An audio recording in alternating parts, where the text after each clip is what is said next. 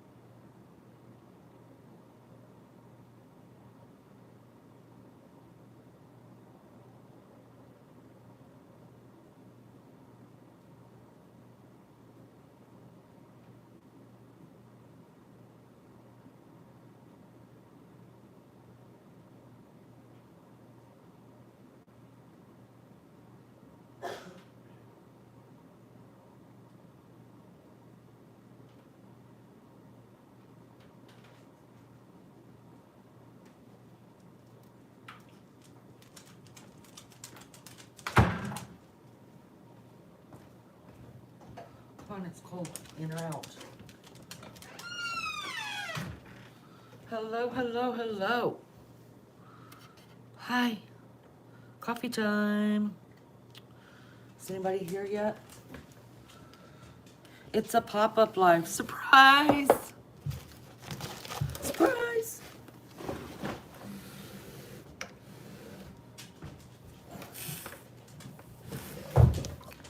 Hi, everybody. Good to see ya. Good to see you. Thank you for coming in. Let's do some coffee. Y'all, I got a couple things going on up here. Simba's up here. You know, the legend cat. Let's get our coffee. Oh my God. Let me tell you about this mug, you guys. Oh, shit. All right. Y'all. It says mug of tea, but y'all know I'm not drinking a mug of tea. I'm drinking a mug of coffee.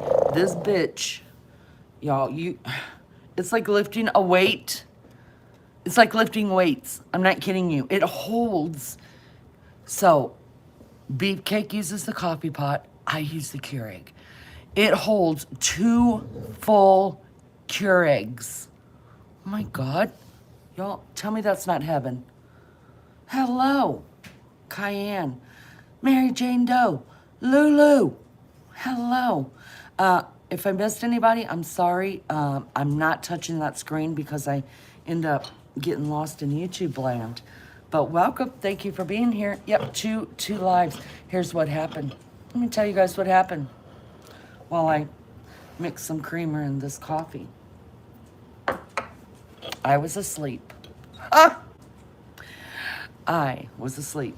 It's the middle of the night here. It's 3:30 in the morning, okay? I'm in Indiana. Welcome, y'all. Thank you for being here. Hit the like. I was asleep, and I'm guessing that, you know, I have these everybody that knows me knows I have these wild dreams, right? Well, of course, I got woke up by another wild dream. And I think it's due to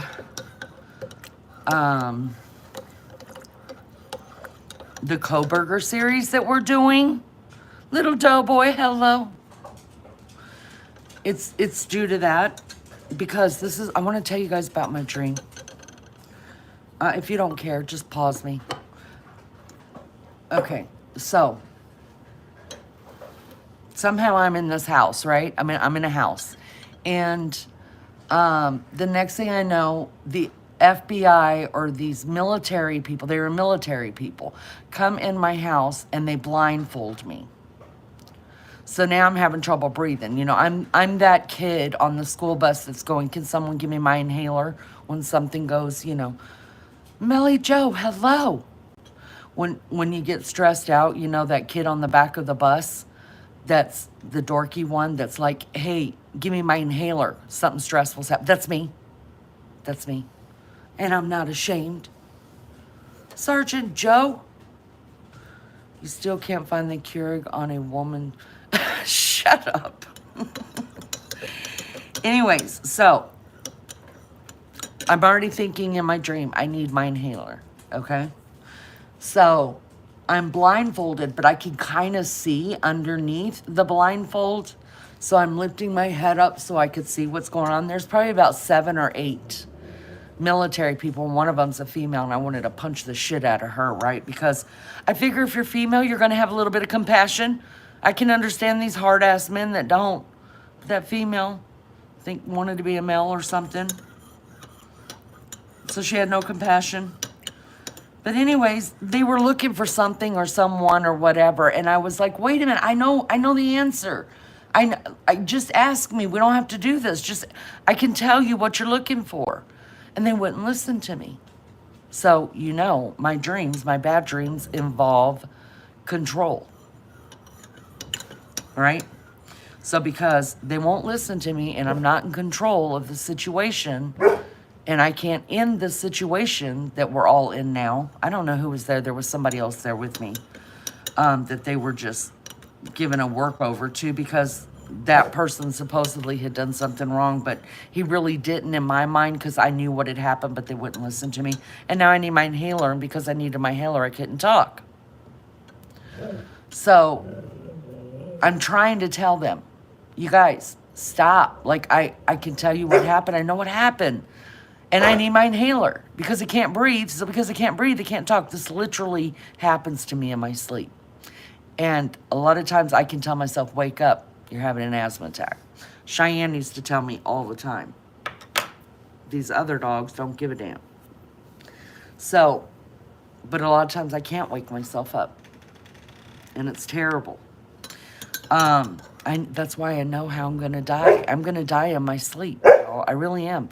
One day, Maggie's going to get a call from Beefcake, and he's going to say, Lene passed. And Maggie's going to say, let me guess, she was asleep. And he's going to say yes, and that's how it's going to go down. I already know it.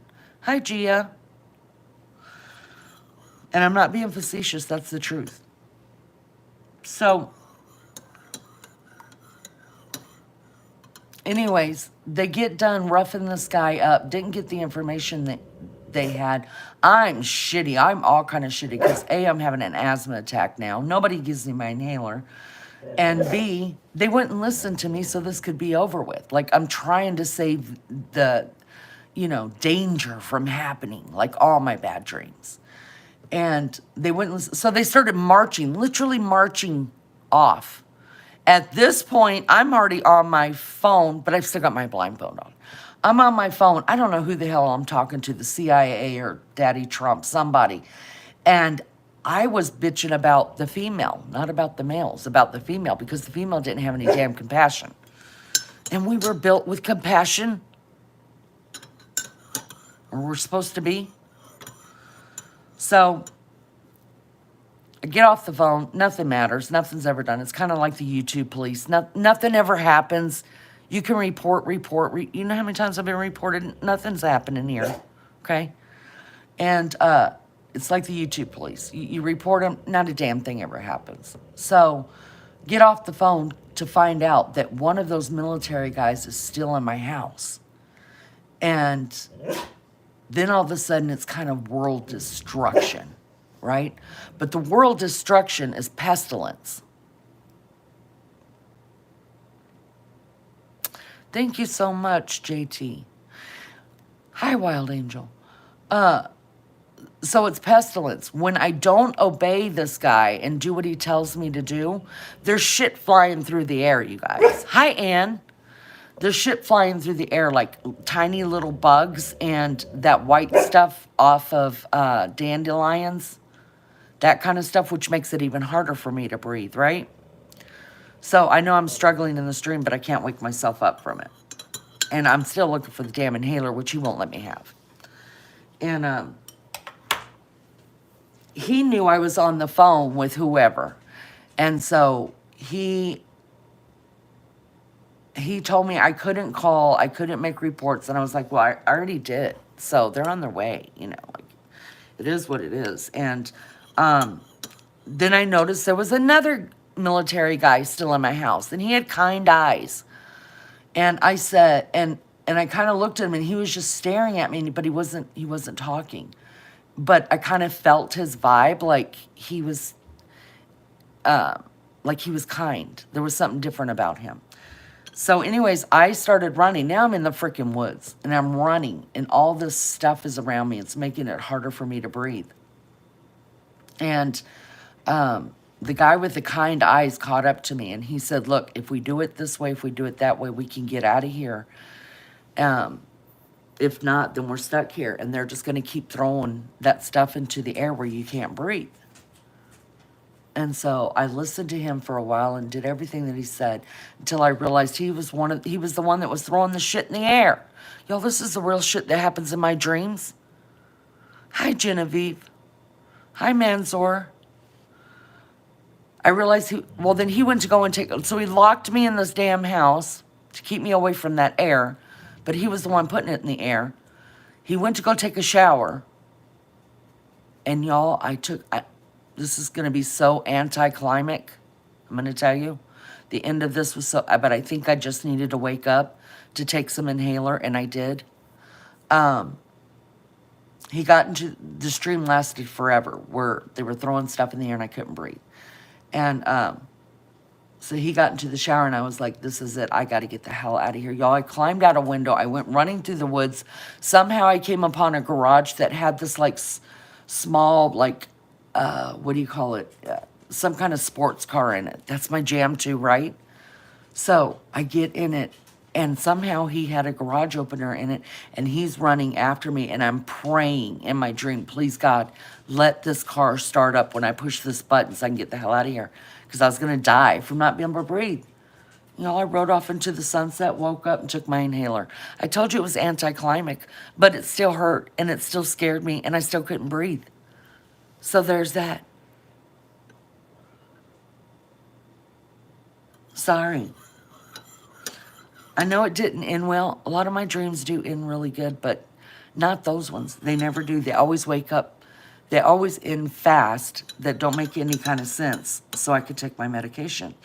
Now, Cheyenne, my dog, before she passed, for years and years, if she knew that I wasn't breathing, because she always slept in the same room with me, she would sit up and just start barking. And until I was on my feet, she wouldn't shut up. And I figured out that she was waking me up when she knew I couldn't breathe. And if I had laid down and fall back asleep, then I could go right back into the dream. And so she would just bark until I was up and at least went to go use the bathroom. She'd lay down and go back to sleep. And I thank God for that. Whoever's timing people out, thank you so much. Listen, I'm going to tell you something right now. You know, the mad mods are not going to take too much shit. You're going to be gone.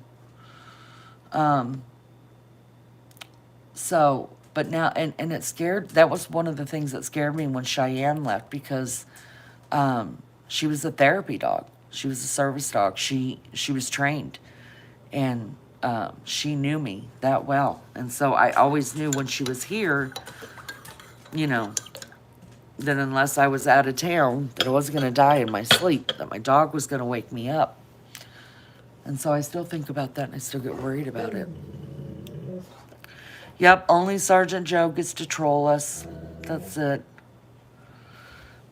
Thank you guys so much. I love my mods. I'm going to tell you what, I love the mods. They're the kindest, sweetest people. They're always here for me and for this channel. But if you piss them off, if they feel like you're being a rude ass, they'll usually give you have to do something really bad for them just not to put up with your shit right away. They'll say something sweet to you, like, you know, try to be a little bit respectful, or hope you're having a better day, or I'm sad you're having a bad day. And then if you don't shut the hell up, then they delete you and they don't feel bad about it.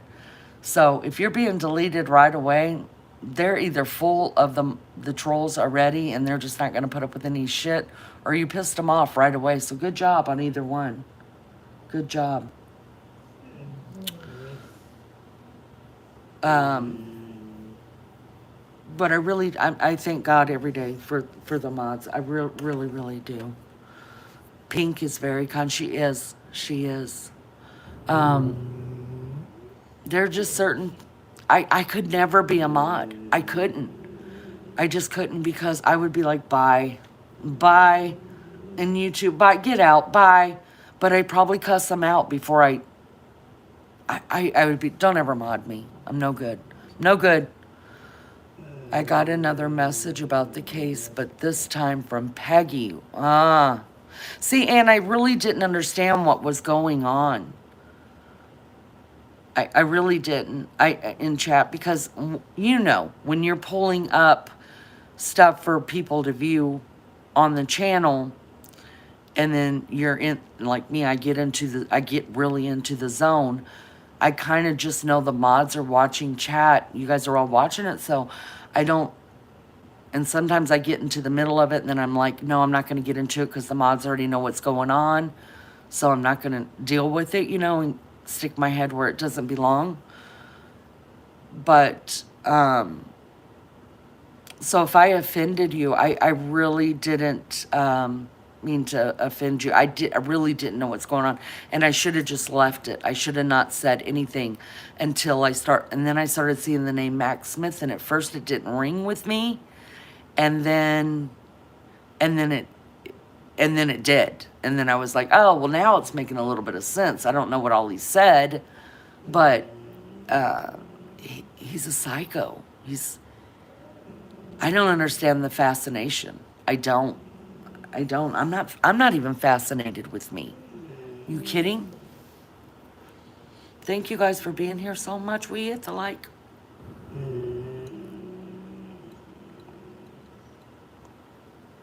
So just to let everybody know, that live did get shut down by YouTube.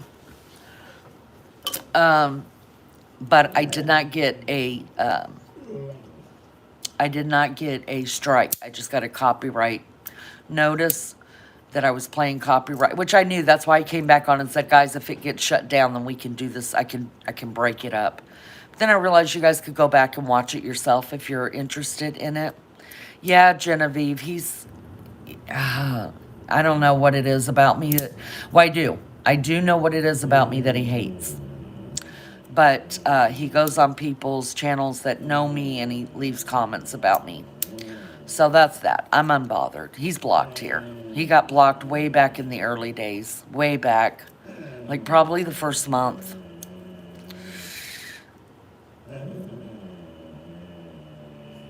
Yeah. I don't know. I don't know what started it. I can't even remember what started it. But, I mean, he's just, I don't know. He was just always very rude to me. And I'm not rude to anybody unless need be. I don't start out being, I love bomb everybody because I mean it. But anyways, that's why I came back on earlier towards the end of that live, and I said, guys, this one might get shut down. If it does, no big deal. It did. It got shut down. I wasn't worried about it because I deserved it. Yeah, he's big time friends with the other creator, and so I know that a lot of that has to do with that too. That wasn't my work that I was showing. I was showing 48 hours, so I understand, and I understand they would have a copyright on it, as they should. I was just hoping I would get away with it because it had so much information in it. But you guys could go back and watch it. That's a 48 hours interview that was done by Peter Van Zant. So much information and it's insane. And I loved it. But I knew that was going to happen, and I'm not at all upset. I'm thankful I didn't get a strike.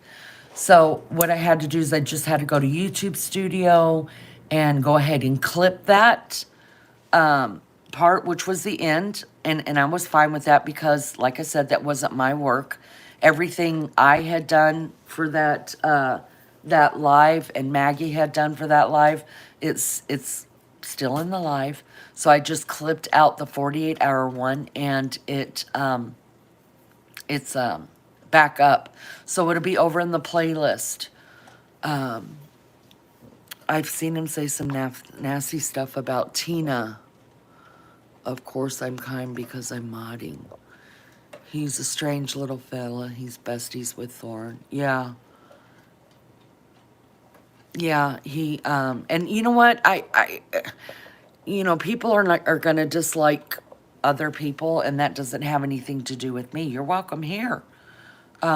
Just don't bring it into here. If you've got something to say about me, sure, come on over. Let's have it out, and then the mods will block you probably, or you'll get your shit together and be respectful and hang out. But he couldn't. And I don't know if he has an agenda from somebody, if somebody else is. He's probably in the bushes now, so let me say hi to him. Hi, Max. He's in the bushes a lot here. So, I don't know if he had an agenda from somebody else, and that's why he created the problems that he created in here. I don't know, but I didn't like it, and after just asking just to be a decent human being, that's all. You don't have to like me. You don't have to like me at all. If your friends are here, be here. I don't care. Just don't be disrespectful to me or anybody else. And he couldn't, so he had to go.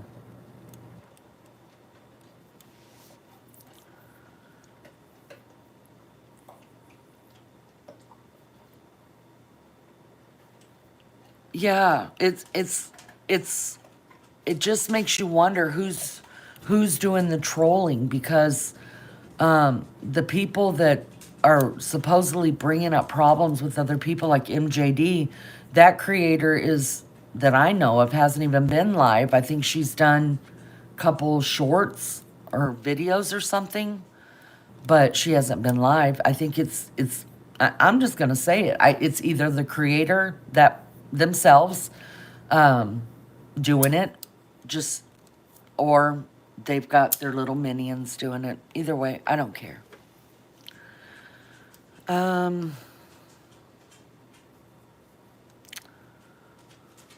I've dealt with difficult people my whole life. They don't faze me.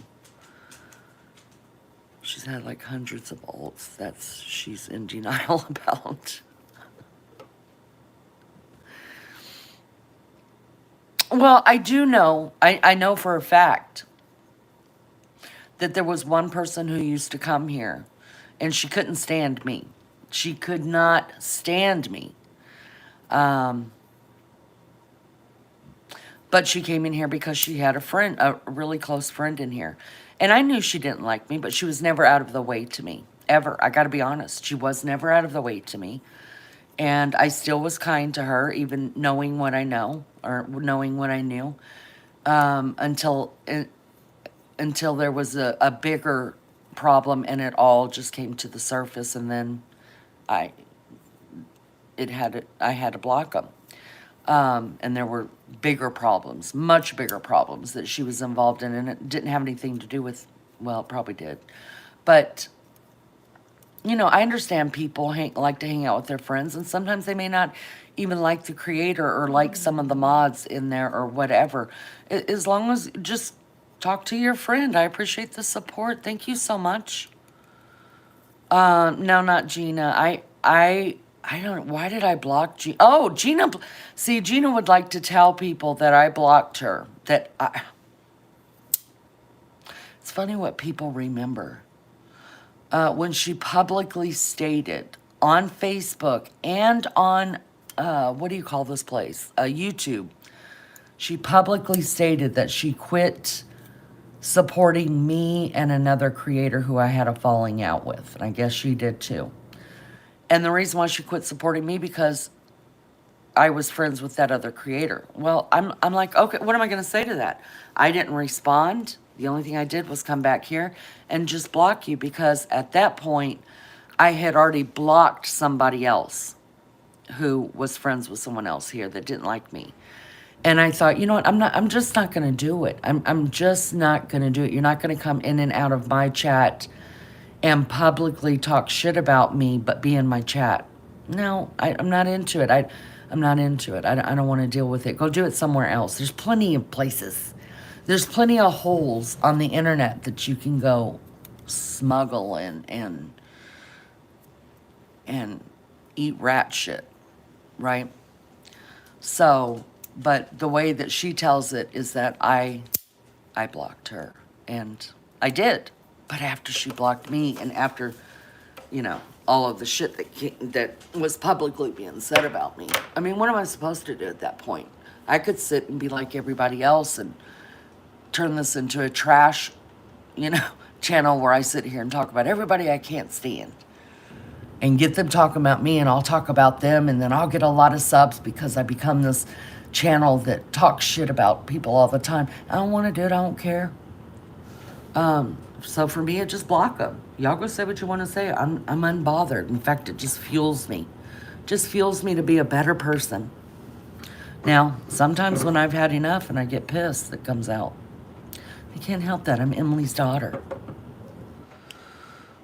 Hi, Moon Boots. I like your name.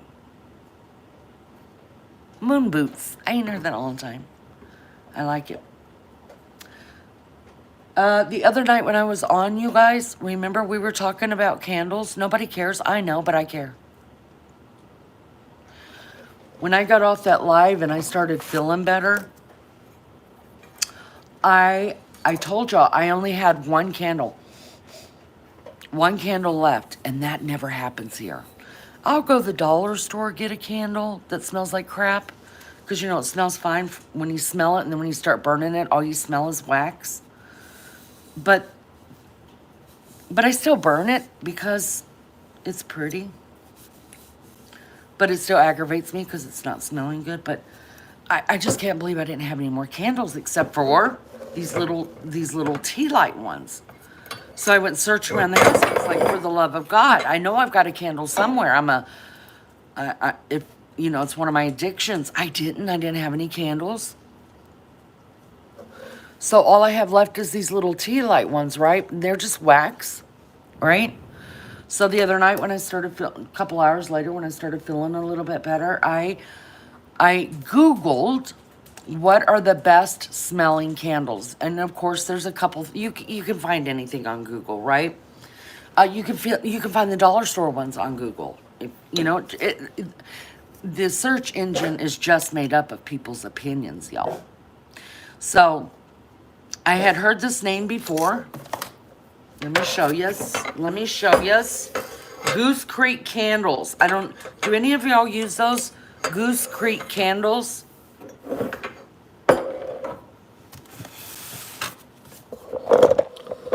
Y'all get excited. And no, this isn't sponsored. Nobody wants to sponsor me over here. I cuss too much. Goose Creek candles. Oh goodness, let me let little girl out. Y'all, little girl's in heat. For those that didn't pay attention to my community post, little girl is officially in heat. So that's why, remember the other night I told you guys she's driving me crazy? She wants to go out every 5 minutes. It's because when they go into heat, they have to pee it all comes out of the same hole. Animals are not like humans. their pee, their whatever, it all comes out of the same place. So because she's bleeding, she she feels like she's got to pee all the time. So there we go. Now I know why she was driving me mad. In and out every 5 minutes. So little girl went into heat yesterday on Tuesday. Little girl went into heat on Tuesday. Yeah, yesterday. That was yesterday. Day before yesterday. Anyways. And so I'm taking her to Mac, which is her stud, my sister's dog, on Monday. Now, a dog only has a 3-day period where she can appear. There's only a 3-day period within her heat that she can get pregnant, right?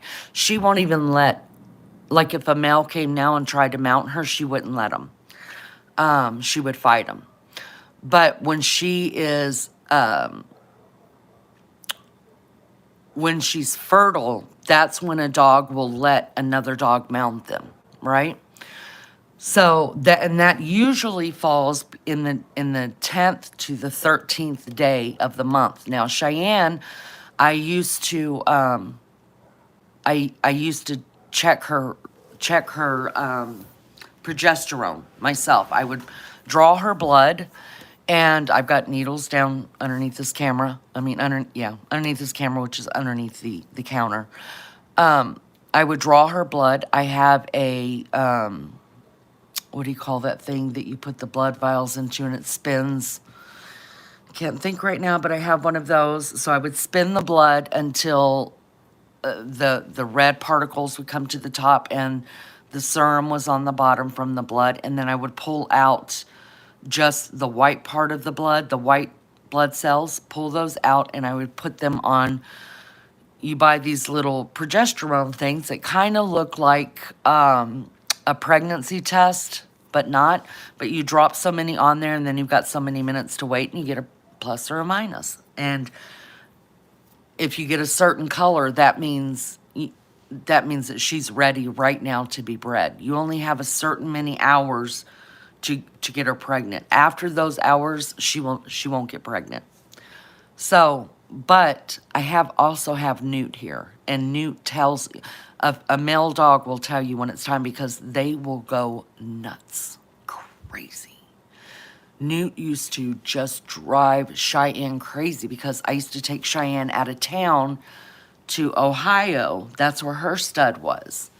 And I would be gone for 2 days to get Shy pregnant, and I would come home and she would still be fertile because they're fertile for about 3 days. And so he'd be constantly humping her leg because he was a lot smaller than her. And then the last 2 heats Anichka had, the only reason I knew Anichka was in heat the first time, she had a silent heat, is because Newt was all over her like a cheap suit. And then the last heat she was in, oh my God, I finally had to put Newt in the garage and let Anichka stay in the house because they wouldn't go to sleep. Newt was just like trying to get a hold of that like nobody's business, and I couldn't deal with it. And so if you have a male dog, your male dog will tell you because they lose their freaking mind. Have you ever heard of like a dog chewing up a wall to get to a female in heat? It's true, they will. Now, Newt won't because, I mean, he's an older gentleman, but if he's left with her, he doesn't know how to mount. He's always been told to get down, so he won't mount. But he sure will grab a hold of a leg and hump the hell out of her legs, and she lets him, and then she gets on his back. And it's funny because I did post a picture about that on my community page. I told y'all, you know, kind of in a funny way, my funny way, that I knew everybody was waiting to see these pictures. And there's one picture there where Anichka is mounted Newt, and Lizzo said, I'm so confused because I thought that the male dog is the one that mounts the female. Well, female dogs mount too. Now, they won't hump your leg or anything like that. But when they're going into heat or they feel like they will mount for 2 reasons, another dog. They mount because they're in heat, and they mount to show dominance. Hi, Kaz. Good to see you. It is a lot to get a dog pregnant. Listen, they always say if you don't want your dog pregnant, your dog's going to get pregnant. If you are wanting puppies, probably 7 times out of 10, you're not getting the puppies. Because it entails a lot. And if you're wanting to get your dog pregnant, then you've already got the stud picked out, right? And that's who you want to impregnate her with. So you basically taking it in your hands, other than just letting them do their thing. But Newt was told his whole life, I thought I was doing it right, that with Cheyenne, I would just tell him, put it away. Because, you know, you'd see the red rocket, and I'd be like, put it away, buddy. I never said, get down, when he was trying to mount. And, but he put that in his head, and for some reason, every time he heard put it away, I guess he thought that meant get down. And so he doesn't even try to mount little girl, and he never tried to mount Shy after he was real little. He just grabs their back leg, and it's annoying. How's everybody doing? Y'all good? Y'all good? So this time I'm not going to progesterone test little girl. I'm just going to go off of how Newt is reacting to her. Believe me, she keeps putting her hiney over there to him, like, but she wouldn't let him mount even if he was going to. They're just I call it Twitter-pating. They're flirting. And she's just Twitter-pating with him, getting him excited, getting herself excited, but she wouldn't let him mount. So she is going to have a play date with Mac on Monday. She will not be ready yet, so she would not let Mac mount her. She won't let him. And then probably every day up until the weekend, not this coming weekend, the following weekend, because it's about 10 to 13 days in is when they become fertile. That way she's around him. They've kind of Twitter-pated. They kind of know each other. Hopefully she'll let him mount her. So, yeah, that's where I'm at. My next week just got a lot busier for me. And I already showed y'all my calendar. My calendar's out of this world crazy. So I will be a busy, busy, busy girl next week trying to get my dog pregnant. Tinder for dogs. Hi, Lolly. Thanks. Hope everybody's good. Let's talk about these candles. All right. So I went online, and Goose Creek came up as one of the things. I had heard of Goose Creek candles, but I never ordered from them. So I went and I looked at all the reviews, and everybody's like, it's the only candle I use, la, la, la, la, la. And I don't really like ordering online candles because they're so damn expensive, y'all. But I can't live without candles. I have to have them. I found this one candle in my house. One candle. And this is what I told my friends that I was burning. Y'all, I've had this candle since we lived in this house because I only burn it every now and then. It's in my bathroom. And I only burn it every now and then when I'm taking a bath, right? My daughter got it for me as a, when we moved in this house, as a housewarming gift. And it's called Wild Fern. And y'all, it smells like, I didn't know ferns smell, but by God they do, because I know the smell.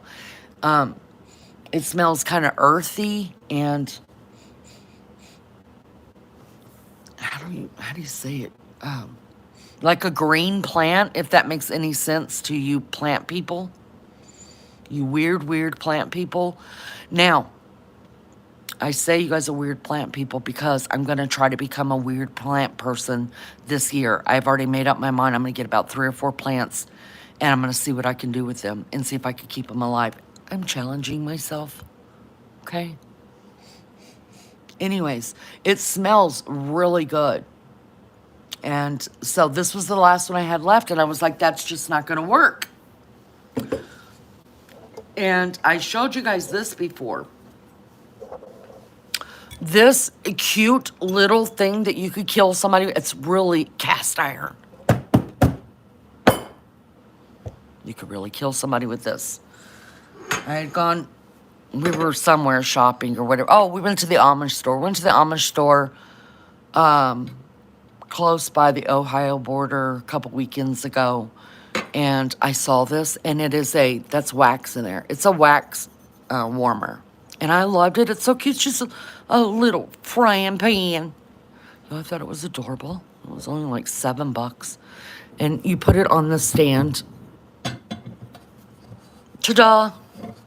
And you turn on the tea light, light the tea light, and the wax heats up in there, y'all. And I've got all kind of wax melts, but that's not good enough. I have to have a candle burning, preferably 2 or 3. So, y'all, this is so damn cute. I have to tell you, y'all may not find that cute. I find it cute. If someone comes in this house, I'm throwing this shit at them. My mug, this cast iron, that candle. And if I miss, then I'm gonna die. But at least I tried. They were having a sale at Goose Creek. Can we talk about it? Let's talk about it.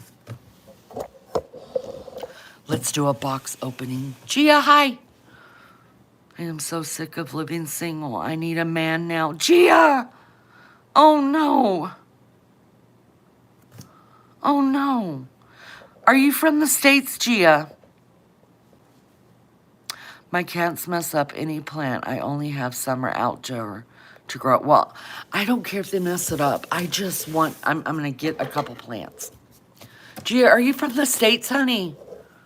I got to get my friends that want a man. I got to get them a man. I know a couple men that even come in here that are single looking for somebody.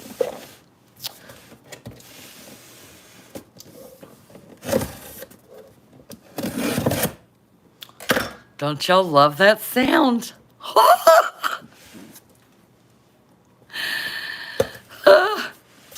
Oh, this is packaged just so sweetly. Look at that. Can you guys see it? Let me turn it this way. There we go. Is it like Europe or Asia? Yeah. Oh, she's in India. Oh. I don't think I know anybody from India. Wait, Mr. B is from India. But he doesn't come in here as much as he used to. Oh my God, he's so freaking good looking too. I'd hit it. All right, y'all, they mean business. They mean business. I could use these for the plants. Because you could actually use this in plant in the ground and it disintegrates. Y'all know that already. I don't have to tell you. Because you're weird plant people. Y'all, I bought, I bought 5 candles. Now, I was hoping that it had a, no, this is so good. Look how they did it. I was hoping that it had a packing slip because you won't believe. Now, I only bought the candles that were on sale because they had scents that I liked. And even if they didn't, I probably still would have bought them. Oh, there's no packing slip in here. All right, you got to do better than that. You got to do better. Because, okay, here's what I was hoping I had a packing slip because usually that tells you how much they are. Let me just say it this way, you guys. I did not pay. I've got 1, 2, 3 of the bigger 3-wick candle ones, and I've got 2 of the smaller wick candle ones. I can tell you faux show that the 1-wick candle ones, let's put it out here so we can all look at them and appreciate them. Maybe I should turn on the light in the kitchen. Let me do that. Give me a minute.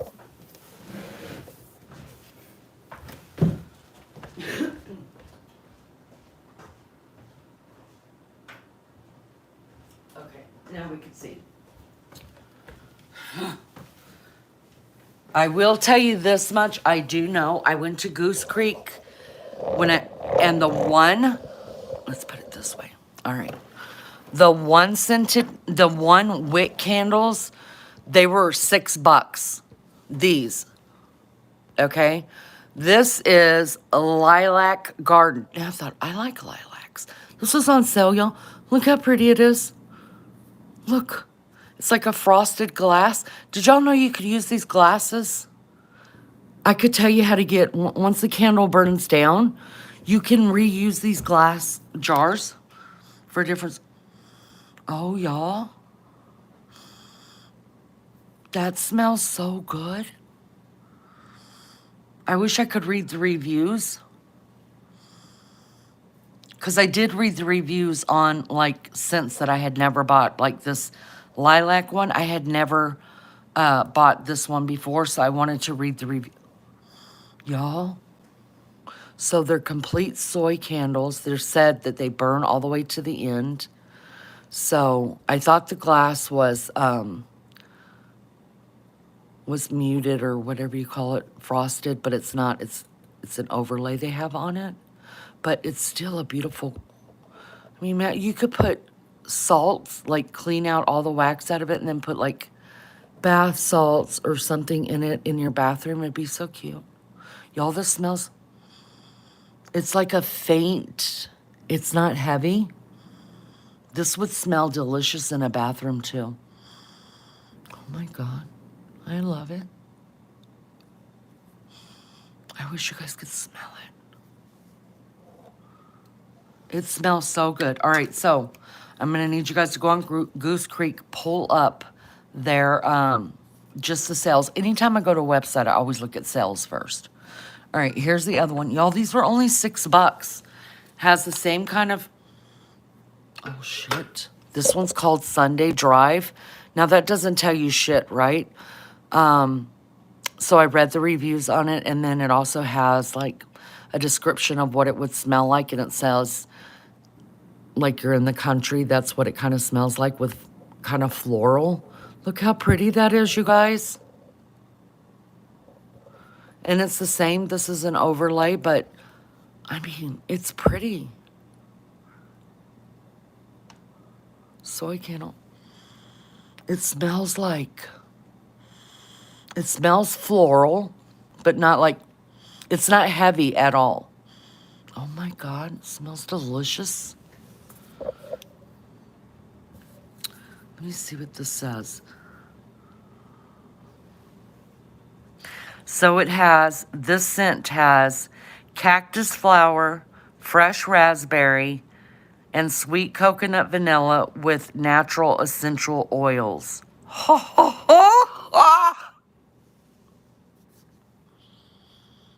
That's the scent. It smells so good. Y'all, these were $6. And they are they 4? They're 7 ounces. So it's a good size, right? Now, these are the two that were like $6. These were less than 8, I promise you that, because I wouldn't have bought this many. I can tell you, I remember the grand total. The grand total with shipping and taxes and all that for all of these candles, for these 5 candles, I paid $50. But I usually buy like Yankee candles, or even the Walmart big candles, the homestays or whatever, in the big jars. I pay $18, $19 a piece for those. So I felt like this was a good deal. Y'all know I had to bring in some apple because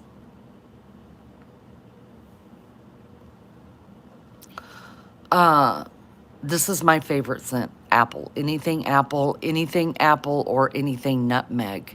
Not nutmeg. What is it? Hazelnut. I love those smells. Like fall scents. I love fall scents at all times. I was gifted shower streamers recently. They smell so good. I don't want to use them. My entire room smells so pretty from them at Melly Joe. What are shower steamers? Are those like bath salts?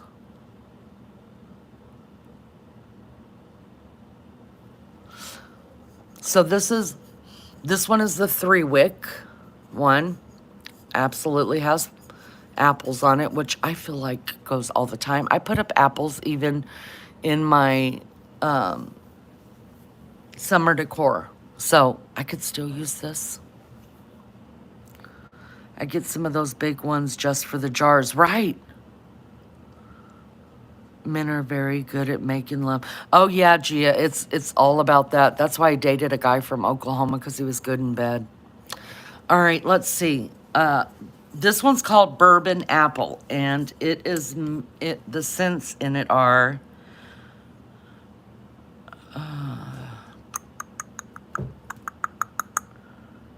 just as apple bourbon. So I guess it just will only smell like apple. Y'all, you know what it smells like? I don't smell bourbon. I don't know what bourbon's supposed to smell like. But you know that smell when you get an apple off a tree? I'm not talking about from the grocery store. I'm talking about off a tree and you just cut into the apple right away, and that smell? That's exactly what this smells like. I'm not lying. Not lying. That's what it smells like. Because every fall we go to the apple orchard and we get apples. Hay rides, pumpkins, get lost in the corn maze, all that stuff. And you eat apples right off the tree. And that's what this smells like. Okay, I see what it's got in it now. So it's got red apple, cinnamon, and bourbon. Those are the scents in this one. And that's what it smells like. Like if you just cut straight into an apple off the tree, the red apples, that's what it smells like. It smells sweet. Oh my God, I'm in love. All right, don't hate. Don't hate.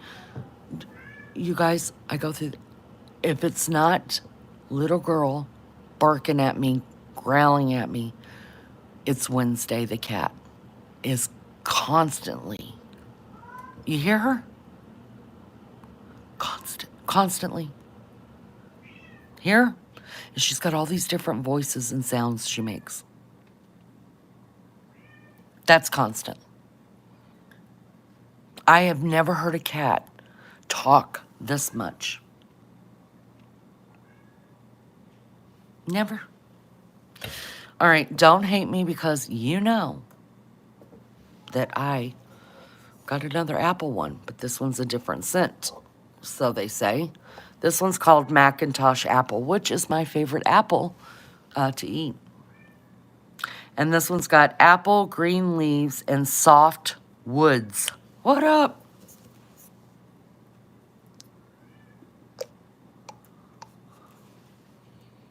Oh, y'all. Wednesday does have a lot to say. Oh my gosh. Oh my gosh, you guys, this smells like apples, of course, and it does smell like wood.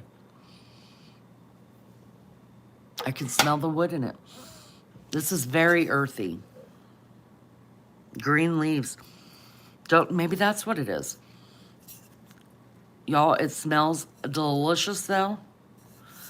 I love the smell of apples. You love baking with Macintosh apples. My male cat never shuts the fuck up. He's such a winger. I've never heard a cat talk like that much. I swear it's because he's been raised by dogs, so he acts like the damn dogs. Oh my God, you guys, that smells lovely. Listen, I'm gonna need you to get on Goose Creek. I'm not sponsored. Nobody wants to sponsor here. And check out, just go to the sales. Just only go to the sales. You will be amazed. And the last one, y'all, I said I love anything that is hazelnut, and close to hazelnut would be a maple. So, of course, I got a maple butter one. And it's got pancakes on it, which I wasn't thrilled with, but I mean, nobody cares. Now I want pancakes with butter. And they're fluffy pancakes. All right, this one has maple, butter, and spiced vanilla. Let's see. Now, this is strong. This is why I like maples, and you can tell I'm into, there's only one scent in here, And that's the lilac garden that is pretty much not fall. I'm very much a fall scent girl. And one of the reasons why I like maples and hazelnuts and coffee ones and things like that is because they have such a strong scent. Now, when Baby Chow is at home, I do not burn these scents because he's just like, you're giving me a headache. And he's always said that since he was little. And I know that some people, hi, Barbara. Hi, Miss Barbara. Hope you're well. I At first I thought he was just being a little brat, but then I did read that certain scents do give people headaches. So I quit burning any scent like this. Like the really, really strong ones, he can't handle those. And he likes scents. When he came home for the summer last year, he brought home, I was shocked, you guys, he brought home candles from his room. There's like 3 candles in there. And they were burned, but not even halfway down. I was super excited that I got them. But I smelled them. And what I figured out about my boy is that he likes, like he would like that lilac garden because it's very muted, you know? It's like you would walk past it and go, oh, what's that smell? That's what the lilac garden and I think the Sunday drive would do. But definitely this maple butter one, you guys. Oh, no, you're going to smell this all through the house. But every time he comes home and I forget and I have one burning, he's always like, Mom, please, please. That gives me a headache. So I need you guys to get on Goose Creek. I'm telling you. Just go only to the sales. So most of these are fall scents. But they're the scents that I like. Let me make a beautiful presentation. It's all about the presentation. Well, welcome, Jay. I'll make sure when you come visit not to have them burning. I think they sell this brand on Amazon as well, but I just went straight to their site because a lot of times on Amazon you don't get the sales. So I just went to the site because of the sales. And I got, so 3 3-wick candles. 3 3-wick candles. 2 1-wick candles. These ones are 7, so I think these, what are the big ones? How many ounces? I can't see that far. These are, how many ounces? 14.5 ounces. The 3-wick ones are 14.5 ounces. That's a lot. And I got all 5 of those, plus shipping and handling, for exactly $50 and so much cent. That's a good deal. That's a real good deal. Y'all, get on my level. Get there. So when Beefcake brought this in after I got off my live, it was on my porch, I guess. And y'all, I got here in 2 days. And first I was shocked that it got here in 2 days. But then I wanted to open it right away, and I was like, no, I'll wait to do my live and do an unboxing with everybody. And the ones that don't care will just leave, and the ones that care will stay, and that's that. But also they have, because I signed up for text messages. If you sign up for text messages too, you get so much off your order as well. But that's off of what they were offering. If you sign up for the text messages, you get so much 15% or 25% off a regular priced candle. But I wasn't buying the regular priced ones. Probably 3 times the price to send to Australia. I'll stick to Kmart. I miss Kmart. Francois, hello. Good to see you. Thank you for coming in. Lunch Lady. Is Lunch Lady here? I didn't see her. Hello, sister. Hello. So, yeah, I was super excited about that. Listen, $50, I wouldn't have got that much candle. And I did, I feel, well, I probably shouldn't say that because I don't want people getting the wrong opinion, but, so I won't say that. Oh my God, I'm using filters. Y'all put that on the calendar. Lene used a filter that time. I didn't say it. I wonder if your Kmart is like our Kmarts that went out of business here. Because I loved Kmart.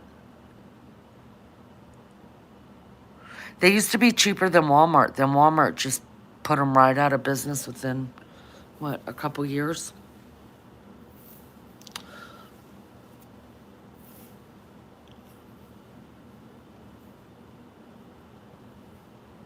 Okay, so, oh, thank you, Wildender. She said $7.99 is the 7 ounce, $13.99 is the 14 ounce. I didn't pay that much for them because you'd have figured that those are $15 a piece, so that would have been 15, 30, $45, and then $8 more for that. That's 53, and then $8 more for that. That's 61 plus shipping and handling. I didn't pay that much for them. Nope, I remember exactly the total. Thank you so much, Moon Boots. Take off your moon boots and hang out with us for a while. Lenny, I'm waiting in PM to see when you're going live.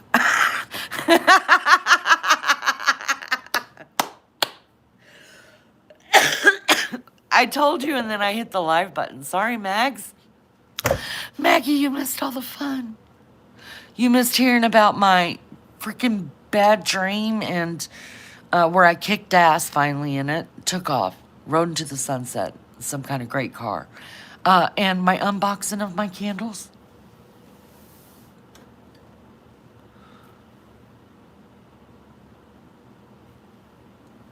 I know, I'm sorry.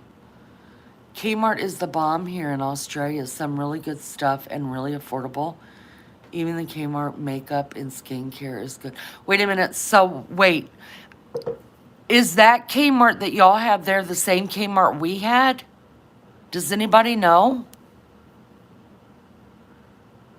Did you take me with you? I hope so. Or the friendship is over. I did not. I did. Oh.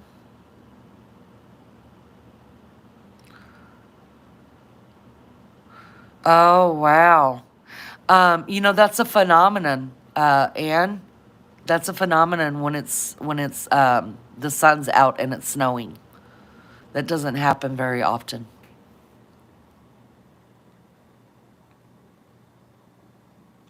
Oh wow, it is the same Kmart. I loved Kmart more than Walmart. But then they got so expensive to try. I don't know why they got so expensive.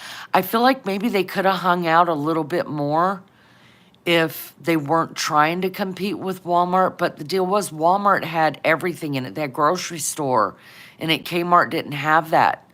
So, I mean, Walmart became the one-stop shop. But I felt like I got better deals at Kmart.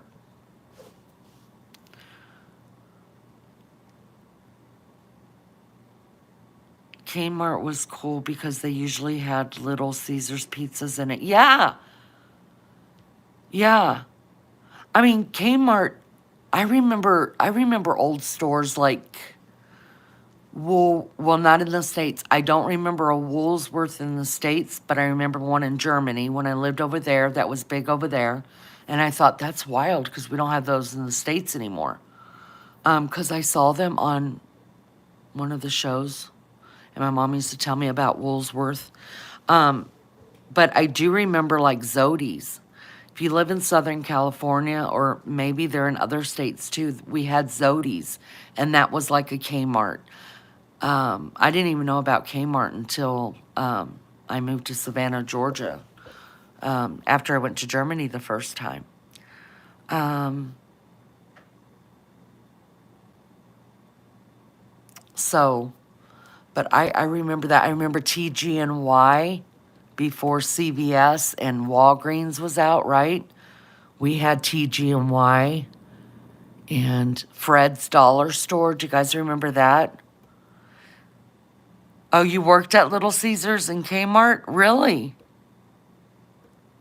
And I thought it was a magnificent live. I of course, watched it after it was posted because I was asleep. But I'm telling you, I thought it was magnificent. I loved it. We still have some of the Lulu, some of the in the southern states, they still have Bilos. And I love the IGAs, the IGAs. Y'all, I love IGA. They have that little food stand in there where they make chicken tenders and, oh God, I can't eat that crap now in my stomach. But I used to love it because I used to be able to go in there and get my baby something to eat for like $7. All three of them, I used to get chicken tenders and potato wedges.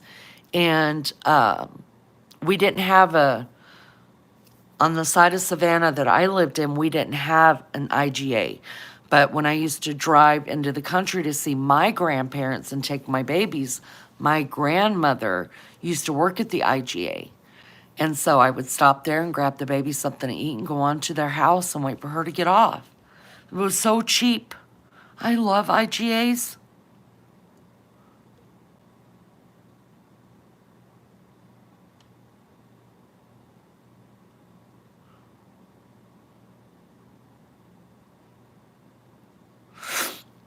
The thing about TG&Y that I remember too is that they used to sell manure. You know how like convenience stores have like logs outside of it or ice melt or whatever the season is. It's always sitting outside of a convenience store. When I lived in California, they always had manure stacked up out there, and you could buy anything at the TG&Y. You could, I mean, it was a drugstore, but it was like a little store with everything in it. And I remember my dad we used to go get manure from there, and my mom was a real big weirdo plant lady. She grew beautiful plants. So does my sister. And then when I got married and I moved to Mississippi for a couple months until I went to Germany, they lived in Yazoo City, Mississippi, you guys. That's where my ex-husband was from, and that should tell you all you need to know about the place. And one day, I mean, it was country.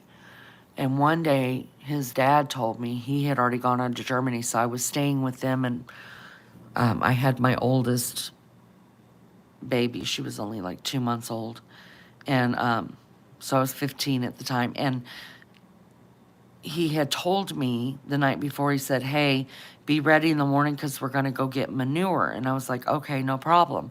Well, I'm a girl from California, grew up in California. When my dad said we're going to get manure, we went and got those 20-pound bags of manure, right, from the TG&Y.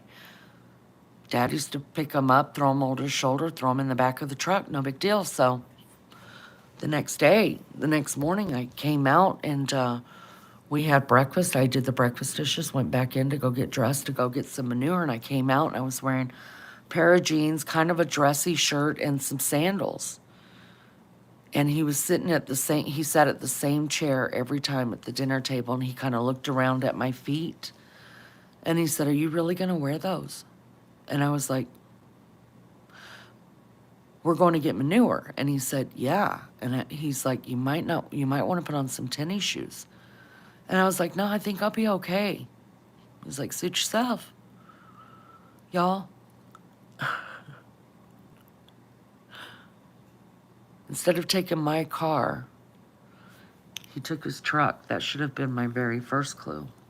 Because it only had one bed all the way across. And me, his mom, my newborn baby in her car seat, and him were all piled into that one, that truck cab.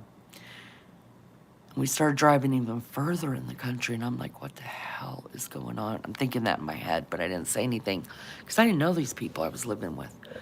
I knew they were real country people, though. And we pull up to this old plantation house. Oh my God, y'all, it was beautiful. It was so beautiful. It was on the Mississippi Delta. I'll never forget it. It was beautiful.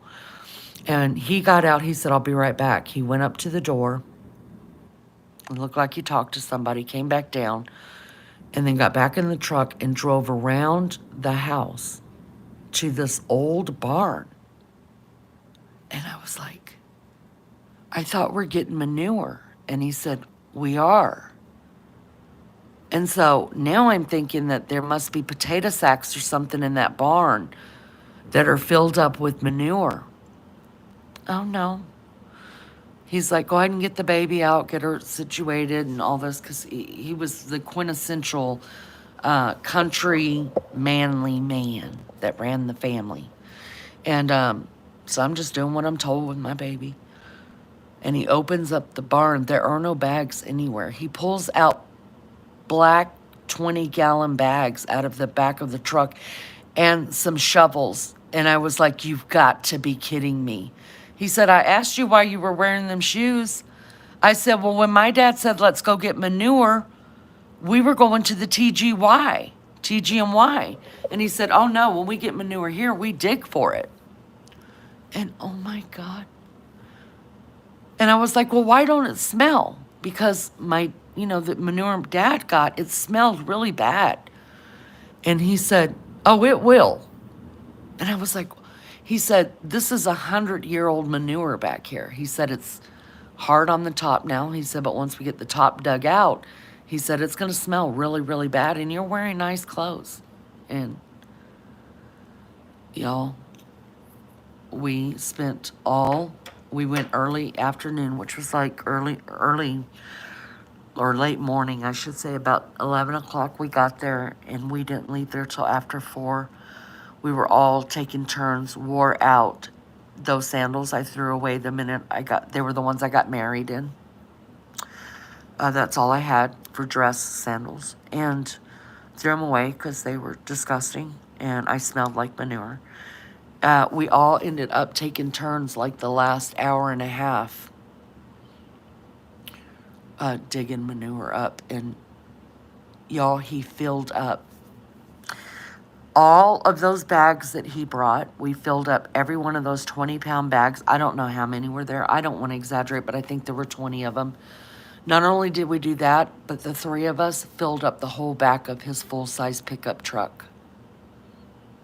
And then he threw the bags on top of it. And I was like, I remember thinking after the bags were full, finally, let's go. And he's like, no, you're going to be gone for 4 years, because I was waiting to go to Germany. He said, I got to get enough manure until you guys get back here. I was like, what? And then he said, we're just going to shovel it in and fill up the back of the truck with it. I looked at the back of the truck. I wanted to cry. You guys, this was a whole new life for me. I never lived in the country before. I was a city girl. I just wanted to, my feet were killing me. I wanted to cry. These were my best jeans. It was terrible. I had to do most of the work because I was 15 and they were old. So while they're sitting over there mothering and loving on my baby, I'm digging their manure. And then I went to go drink water. I'm so freaking hot. This is the Mississippi heat, you guys. And I'm so freaking hot that the water's in those milk jugs, right? So I just started drinking. I was so thirsty. And he's like, whoa, whoa, whoa. Stop. Oh my God, I'm doing something else wrong. And he's like, don't drink that much. You're going to get a stomachache. You're going to throw up. I was like, I'm so thirsty. He's like, I know, but you got to take it real slow. And it was ginger water. She had put ginger in it or something. I was like, oh my God, I got to get out of this country. I'm not good here. I'm just not good in the country. I'm not kidding you guys. All that manure. And I remember telling him on the way home, he's like, I was hurting so bad. I had muscles I didn't know I had. And I was in so much pain. And he said, well, what do you think? I said, this is what I think. I will never live with you guys again, without your son living with you, because I will never do that again. Not that it was that I'm above it. I was like, but that's hard work, and that's a man's job. Like, I could do it for an hour to two, but doing it for 5 hours, and I didn't want to say, and I was doing most of the work because y'all are old, and you have a heart condition, sir. I didn't want to say that because I didn't want to be rude, but I was serious with him. I was like, I'm never doing this again. Like, I will never, if this is what it means to stay with you guys, like, no, I'm not staying here without your son, because your son needs to be out doing this, not me.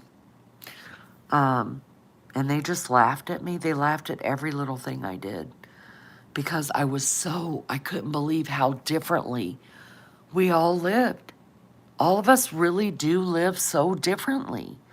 Some of the stories I listened to Lunch Lady tell me about her childhood. You know, she grew up in the coal, her daddy worked in the coal mines. And I'm so amazed by that, because such a different life than I grew up in.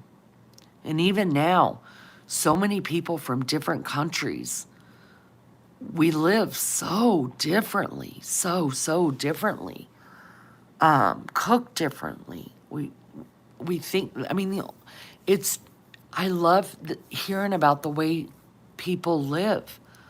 I always say I would love to be Amish for a week, but then I remember the manure, and I'm like, there's no way. Those people work hard, y'all. From sun up to sundown, they work. They work hard, and they're up before the sun comes up. And they don't have regular electricity, and they don't have YouTube. And I don't think they drink. I think if they drink coffee, it's out of a percolator, and they probably don't have my kind of creamer or Diet Coke. Oh my God, I'd be a mess. But there's some tough people in this world. Tough. Could you imagine?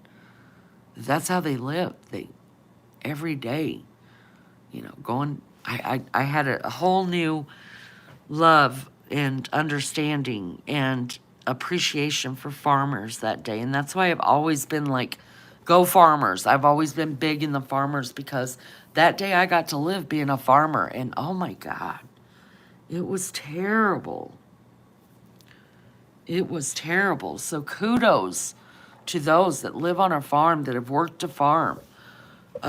You guys are the real heroes of America. I'm going to tell you that right now. Farmers are the real heroes.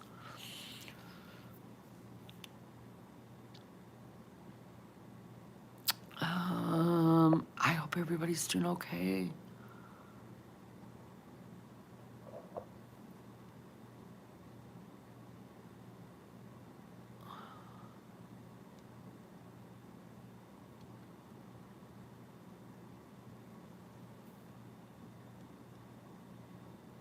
Wow, okay.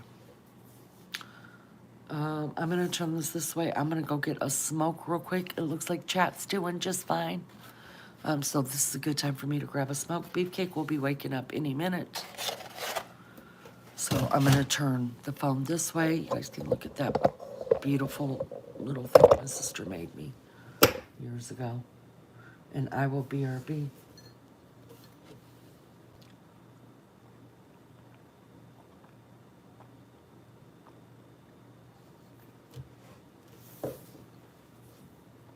Y'all do me a favor and hit the like. The coffee's on. He told me to quit making a full pot of coffee. He told me to only make him a half a pot of coffee, because now, you know, now that he's not eating any carbs anymore, now he's going to wean himself off coffee. So he said, do not make me a full pot of coffee. I'm only going to drink a half a pot of coffee until I wean myself off. Okay. He's having a midlife crisis, you guys. I know that's what this is. A BRB.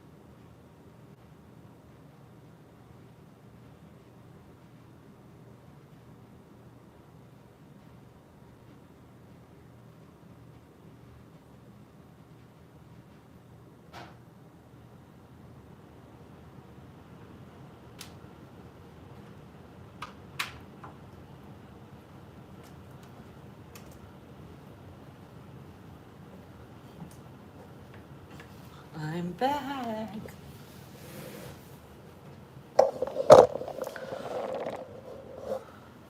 I went and got a massage instead.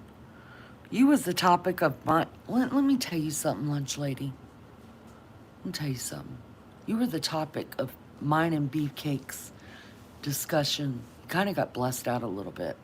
That always happens. Don't worry about him. He's okay. He ignores me. Um, but you were the topic. I was like, look here, Beefcake. Look here.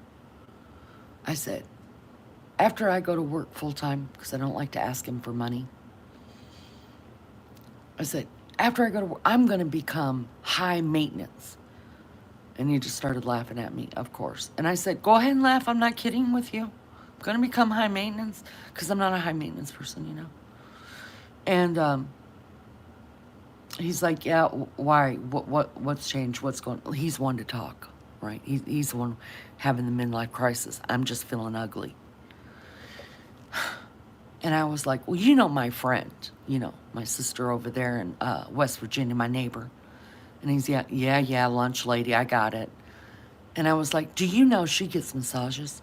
She's beautiful all the time. Every time I see her, she cams up. She cams up, Beefcake. I was like, her nails are always perfect. Would you look at these nails? I grow them, I break them, I cut them. I grow them, I break them, I cut them. I don't do shit with my nails. I was like, lunch lady always has perfect nails. She goes and gets some hot rocks put on her back. I've never done that, Beefcake. I was like, I'm so low maintenance. Like, I don't do shit. I buy the cheapest shampoo. If I run out of deodorant, I run around yours and see if you've left an extra one that you don't like. That's really who I am. Let me tell you people who I am. Let me tell you who the real lady is. Just a few minutes, I watched Gabby Petito on Netflix. Just got done and it trained me. Wow. Well, welcome, Diamond. When I run, listen, the next live I do, the next nighttime live I do, we are going to go through my pantry and we're going to go through my refrigerator and we're going to talk about how frugal Lene is, okay? This is the deal. If I run out of deodorant, you know, my feminine deodorant, I won't go just buy another deodorant. I go in there, like the deodorant, I'm using now, it's in my purse because everything's in my purse. You see this deodorant? Now, Beefcake saw me pull this out of my purse the other day. And he's like, where'd you get that deodorant? And I was like, it was Rhett's. Oh, I didn't mean to say my son's name. Anyways, I was like, it's Baby Child's. And he left it here and I needed deodorant. So I took it from him. And he's like, I knew you wouldn't buy something like that because that's expensive deodorant, right? And I was like, oh, is it? I was like, wonder why you left it. Y'all, it's honey and cigarro. And it smells delicious. And I was like, but I don't care if it smelled manly. If I'm out of deodorant, I will go in there and put on that speed stick. There's no shame in my game, okay? I am a use it up and wear it out girl. Nothing goes to waste around here. Zero, okay? That's how sickening I am. And when you see my refrigerator and my pantry, you're going to be like, we just can't come and eat with you because you have no food in that house. I have plenty of food, but it doesn't look like it. So I told him, I was like, you know, my friend over there, she gets hot rocks put on her. She goes and gives herself massages. Her nails are always perfect. Her makeup's perfect. Oh, she goes to the hairdresser too. She goes to the hairdresser. I don't go to the hairdresser. I don't do shit. I don't do Jack or Jill. And I was like, but I'm telling you what. Whenever I start working full time, which was supposed to be this week, but it got put off. I said, I'm going to become high maintenance. I can't say I'll be at the hairdresser. What the hell are they going to do? I'm as bad as Nancy Grace, y'all. We've had the same hair since we were 12. So I'm not going to do that. But I said, these nails are going to be perfect. My makeup's always going to be perfect. I'm gonna have the best of the best skincare like Lulu does. My makeup's gonna be done every day, like I used to do whenever I worked. And I said, and I'm getting massages and hot rocks put on my back. For what reason, I don't know. But people do it, and I want to do it. And he was like, I don't know why you're not doing all that now.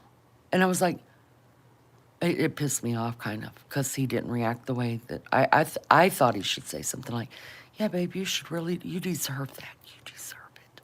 You should really go do that for yourself. Let me buy that for you. Let me buy you a spa day. No, no, no. He's like, I don't know why you're not doing it now. Fuck you.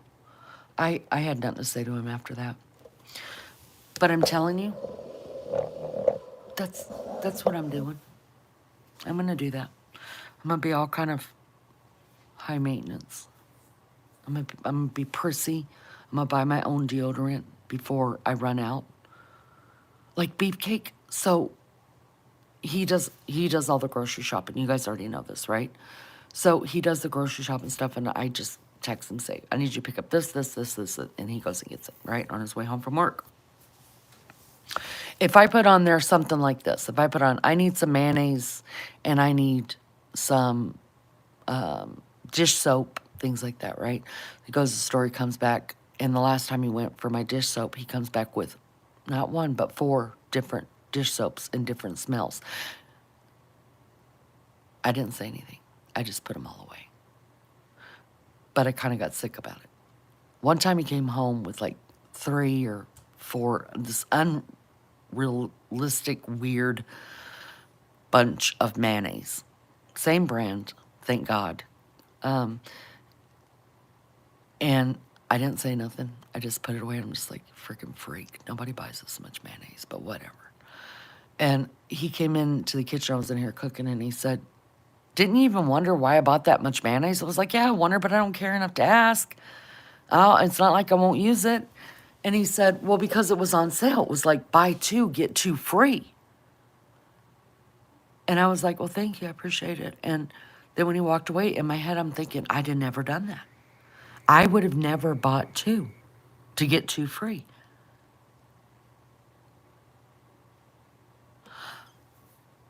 I would have, and that's what happened with the soap. It was, he went to the dollar store to get soap, and it was on clearance, buy 1, get 3 free. So he got 4 of them. That I would have done because I was going to buy 1 anyways, but I'm not buying an extra one to get more that it's going to take me a year to use up. You see what I'm saying? And that's what he does. If toothpaste is buy 2, get 3 free, he's buying all 5 toothpaste.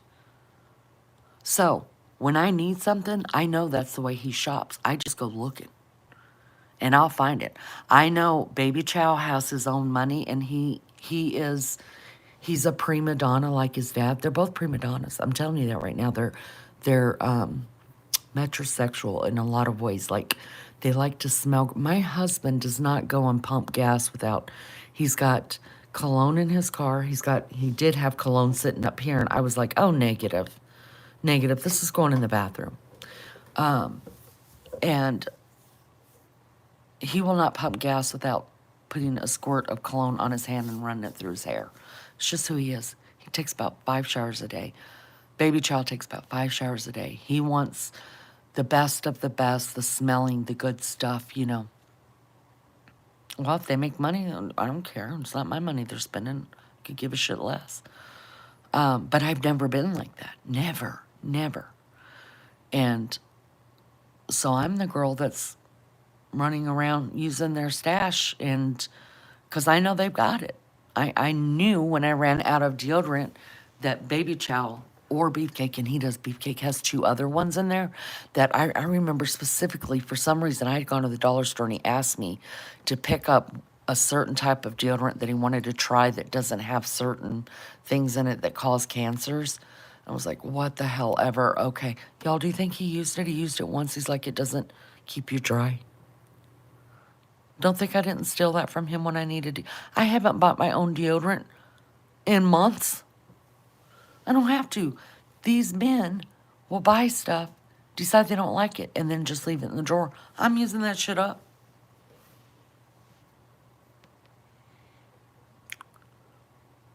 I'm using it up. That's the way I am.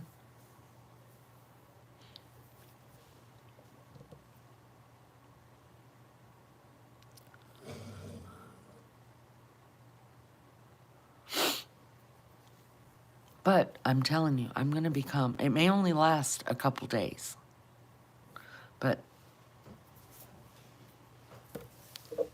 I'm going to become high maintenance for a couple days at least. I mean, no, I have to go get some hot stones thrown on my... If he said something like that to me, hey, I'm going to go get a hot stone massage, I'd be like, bitch, you know you're not. I'll go out there and get you some rocks. I'll put them in the microwave. I'll throw them on your back for you. You'll be fine. Knock it off. Nobody needs that. Then I heard lunch lady does. I was like, wait. Wait. Think I need hot stones? I don't know what they do for you, but I'll try it. I'll try anything once. Just about. I know. I should have been a man. I'm such a man. Nathan, hello. Oh, strangled eggs.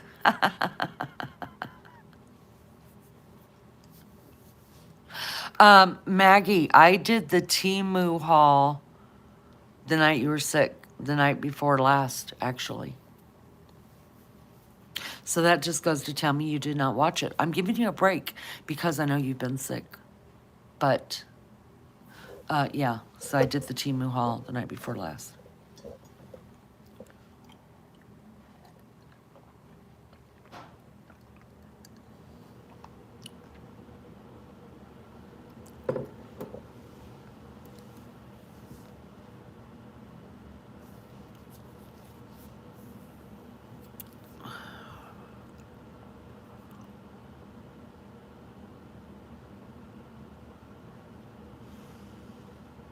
Girl at self-care, you would feel so much better.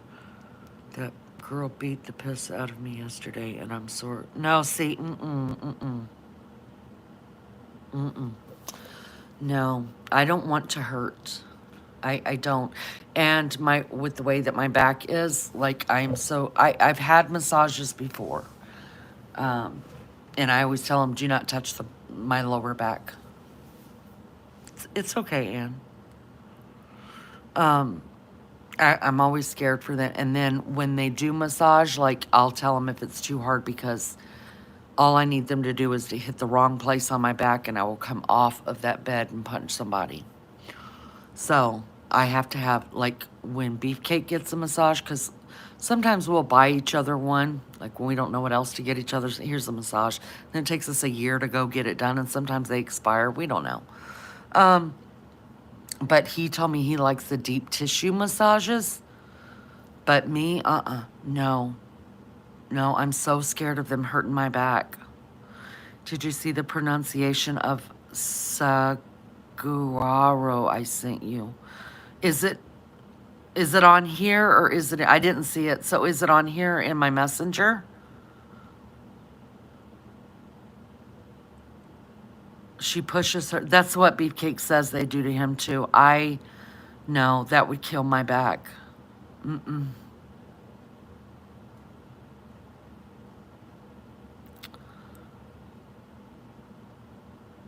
One time before I had back surgeries and before I messed up my back, in chat, I did not see it, Miss Barbara. If you could repeat it for me one more time. Beefcake had bought me for my 30th birthday a spa day, and I was still living down in Savannah. We weren't living together yet. He was in Oklahoma. And that lady, I don't know. Y'all, I've had a couple of spa days, and Beefcake has bought them for me, and it was when we were dating. And the first one I had was here in Indy when we met in Indy. He took me to a spa day. It's the first time I ever had one. It was delicious. I loved it so much. The second one he bought me for my birthday in Savannah. Saguaro. Saguaro? Saguaro. Let me look at that.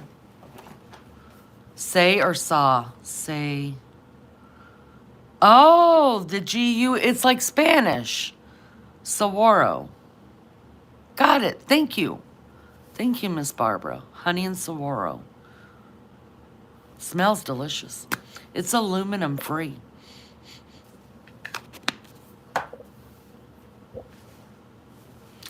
So,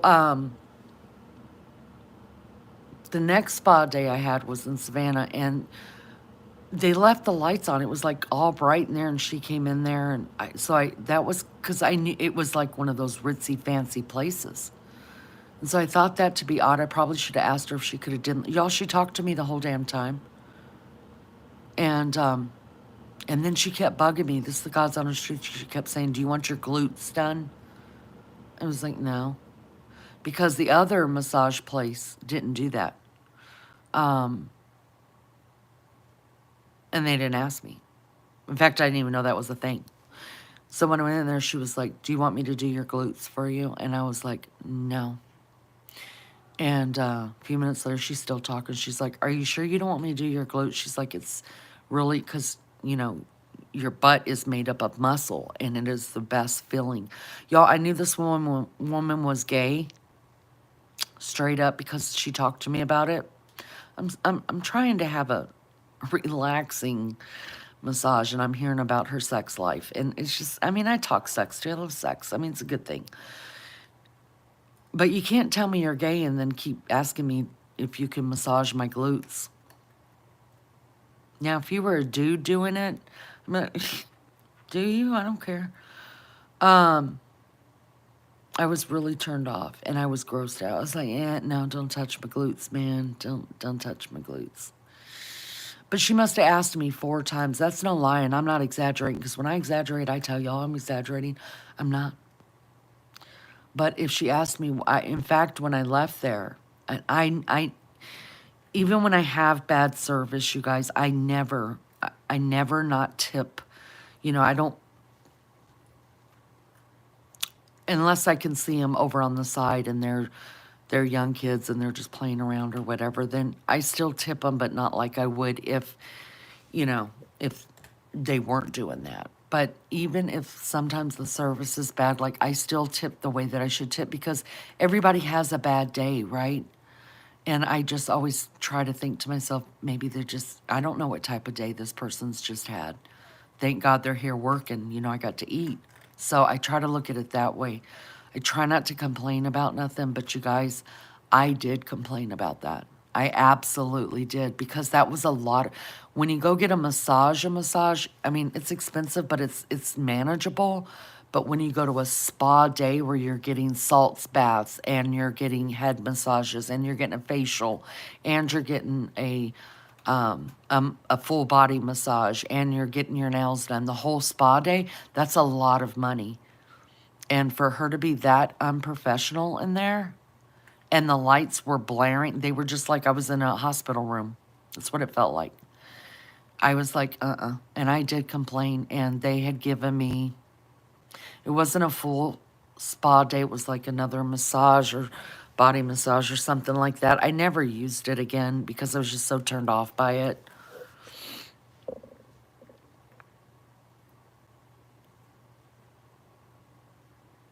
Soothing music, nice smells. Yeah, just something relaxing. You can fall asleep, right? No, it was all, it looked all sterile in there, and I'm looking around this room and I'm like, where's the palm tree? Where's the scent of like I'm on an island? Where is the low lights and the sweet music or the ocean sounds? Why am I not hearing? Why am I hearing you talk about your sex life? And then you asking me over and over again if you can massage my glutes. Bitch, stay off my glutes.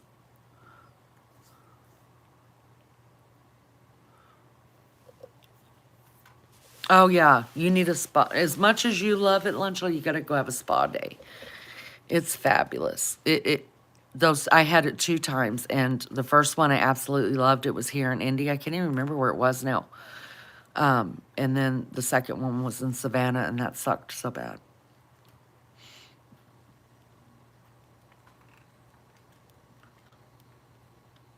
Yeah, Maggie. Yeah, yeah. Even in the dark, we'd all be laughing like teenagers. It would be great fun.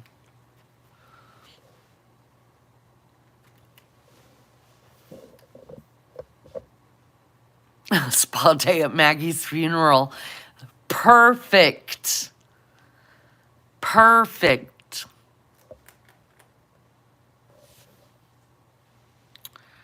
I used to go to a different girl, and all she talked about was the nasty men that would come in there.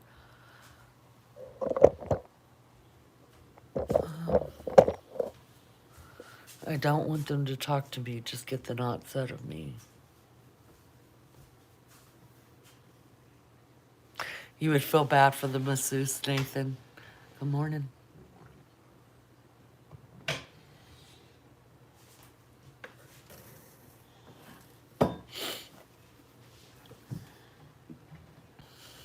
Do you smell all my new candles? Can you smell all that? No, I can't smell it. You're gonna love that.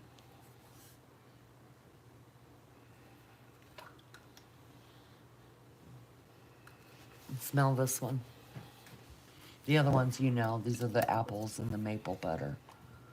This is the one that I can't burn when baby chow's around because it gives him a headache. Do you like that? Mm-hmm. It's lilac. And you have a lilac bush and you say you love the smell of lilacs. Yeah, yeah. You can't take it in your office though, I'm sorry. So sorry.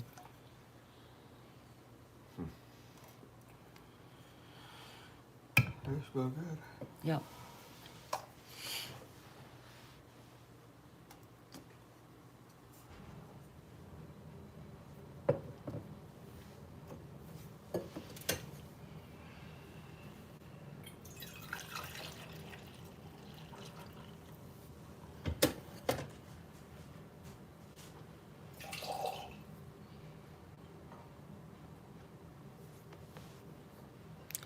You forgot to add, of course, I was all tight because hubby was next to me and he looked like he was having way too much fun.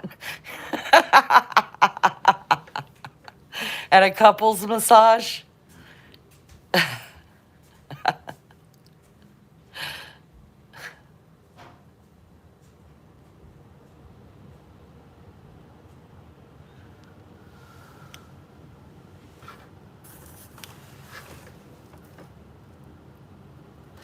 MJD, I just saw what you said. It popped up on my screen. Thank you so much. No, this one, I'm looking right now.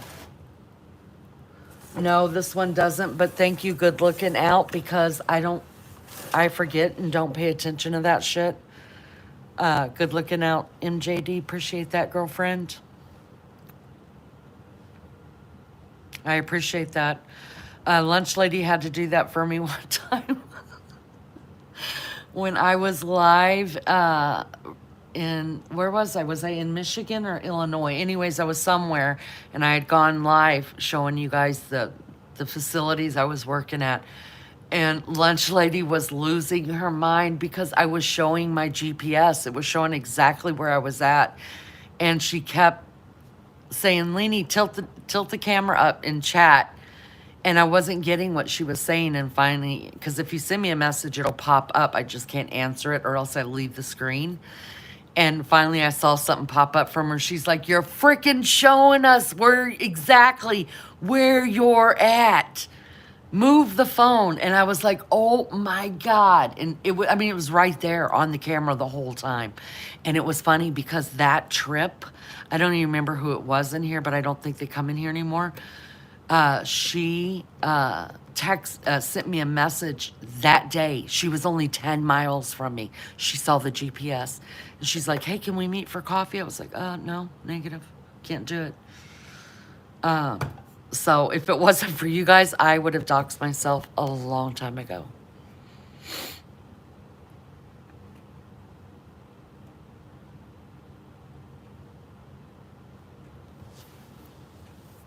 You gotta be careful. You never know who's watching or listening or whatever. And they're just like, oh, you're only this far from me. And I'm like, yeah, but you're nutty as a $2 bill. Like, no, I can't do that. No.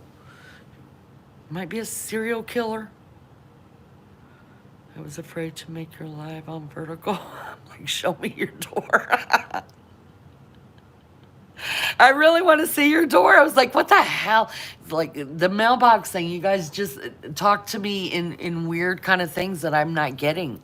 I'm taking it literally. Yeah, and there's bush watchers. That's correct.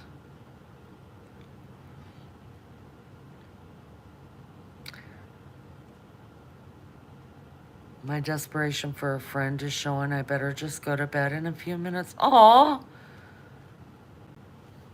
Diamond.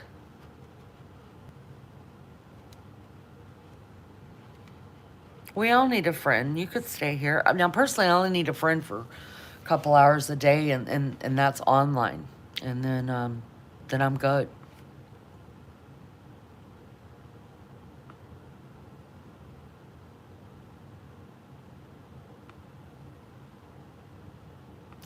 Yeah, Mary Jane Doe. You are correct. You're correct. People do some evil, evil shit.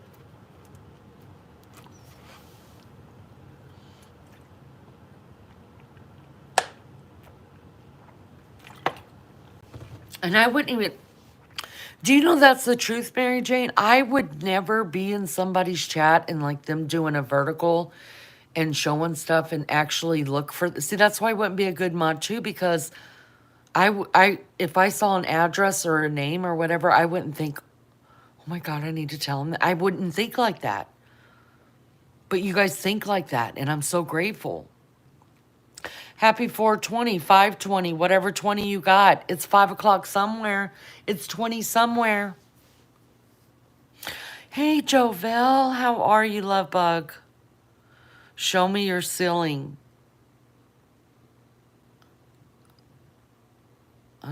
Are you trying to, am I doing something I'm not supposed to do?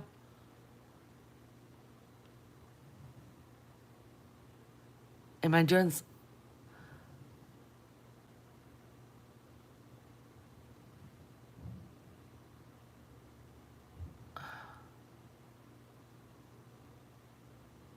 oh gosh, Lunch, I'm looking everywhere, like in my docs and myself, what's happening? Oh gosh. Okay, you brat.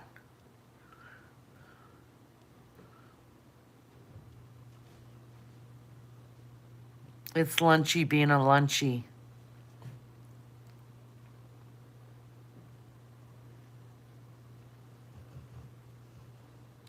I'm thinking, what can they see through that light over there? I'm looking around.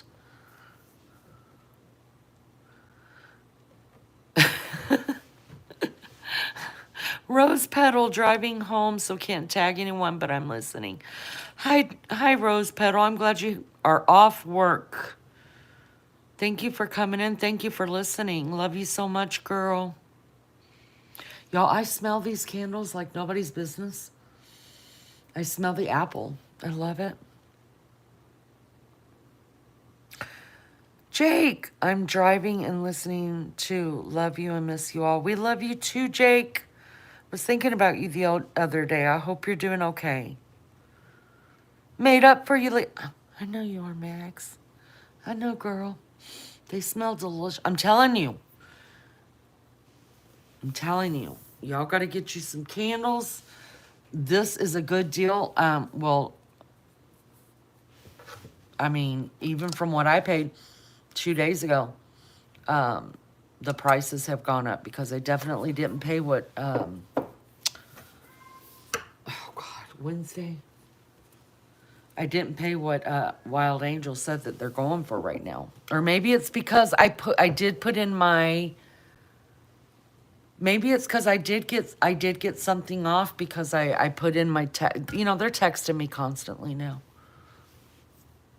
So now I'll just put a stop on it until I need more candles.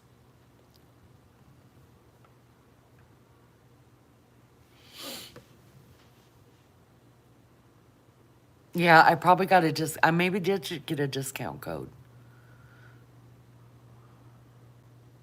Because when I spend money, I can tell you exactly how much money, usually down to the cent of how much I spend because I'm neurotic when it comes to that. Yeah, and these are good candles. I mean, I looked at the reviews And when I typed in, you know, what are the best smelling candles, this is one of the ones that came up. And I was like, I've heard of them. Let me look. And I'm a fall scent kind of girl, and that's what I got, was mainly fall scents. I knew Beefcake was going to like that lilac garden because he's got a lilac outside his office window in there. And he's always got it opened because he loves the smell of lilacs too. Candleberry are good too. Do you have those up there? Yeah. I used to burn a lot of candleberry, but they're so expensive. I burned those whenever I worked. They're so candleberries are expensive. I'm going to take a nap now so I don't fall asleep in my interview this afternoon. All right, girlfriend. Thank you so much for coming in. I used to make candles and sell them. I did that for years. Wow. Bye, Ann. Do any of you ladies know of Cincy? Hi, Mac J. I don't know why I call you J Mac. I don't know why. I'm so sorry. Please forgive me. But thank you for coming in. I've heard of Cincy, but I don't use it. I want to plant lilac outside my house. I love them. I love candles, but can't burn them because I have parakeet. Not good for them. I have a shitload of unburnt candles. Wow. Wow. I was gonna get a parakeet, and then I heard you can't do scents in the house and you can't do Teflon. Although Beefcake told me, this is what he told me the other day. You know, he's going through a midlife crisis, y'all. He said, the next thing I'm doing is I'm getting rid of all the Teflon pans. I was like, you are? He's like, yeah, I think I'm getting porcelain or something. I don't know. He's like, you know how bad Teflon is for you? I said, you know how long we've been cooking on Teflon? He's like, yeah, but we're going to stop. I was like, more power to you. If you want to get new pans, get you some new pans.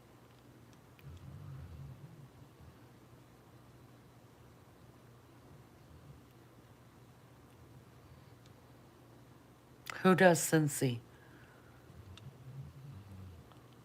Did the skunk smell ever leave?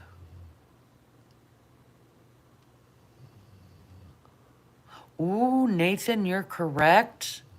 Where was the live last Friday? She was supposed to be reading. I will tell you this, Nathan. She's been really, really sick.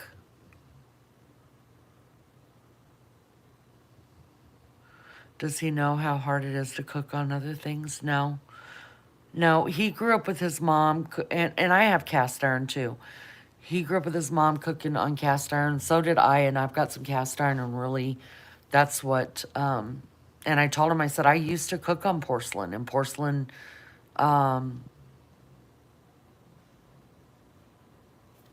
chips. And he said they've made it now where it doesn't chip.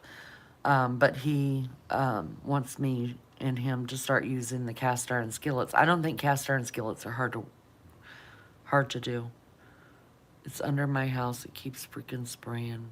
Bob and Hub have set traps. Ooh, terrible.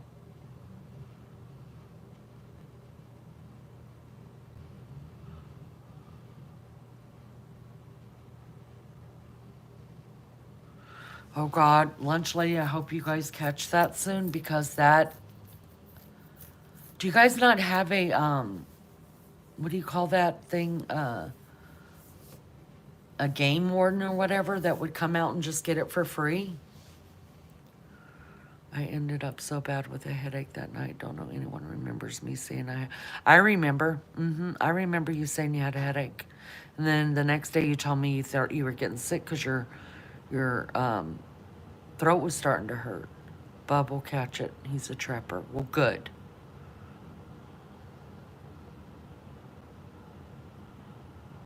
Animal warden, yeah. Yeah.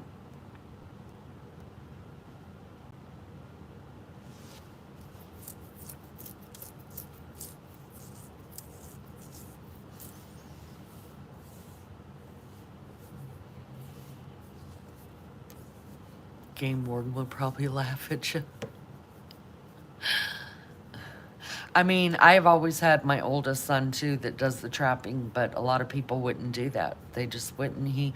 One house we lived at here, he had to trap was it an armadillo? I know it wasn't possum because I fed the possums, and it wasn't the raccoons because I fed those. But he trapped an armadillo, I think it was. And he took it to the woods. Your whole carport has traps hanging from it. Oh, Lord. No, we have armadillos up here too. We just don't have that many of them.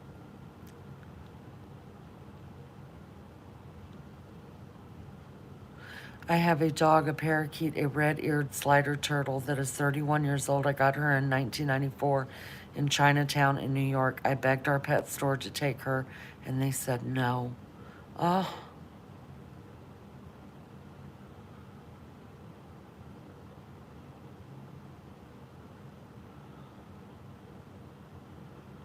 Wow, that's a lot.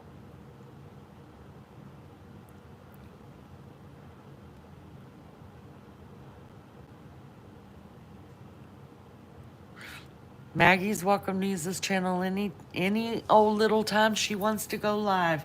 In fact, sometimes I get so tickled, like the other day when she went live, I was like, oh, Maggie went live. I was super excited because I got to just sit back and listen. It was a great live. I loved it so much. Yeah, it's not that many. It's only every now and then you will see them. Like, kind of like when you hear like an alligator in Ohio or something like that. It's like that. They literally roll up in a ball and you could kick them. I'm not lying. Yeah, they're all over Savannah. She is an aquatic turtle and needs a bigger aquarium. Wow.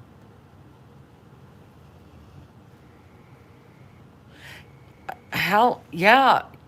Yeah, every now and then you'll hear of something like that, and they always say that somebody brought it in, which wouldn't surprise me.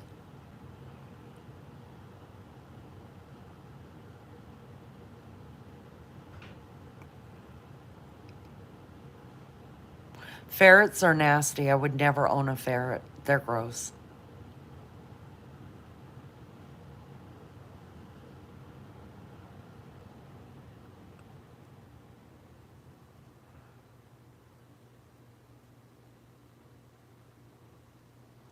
Yeah, the smell. They look like a possum with a costume on.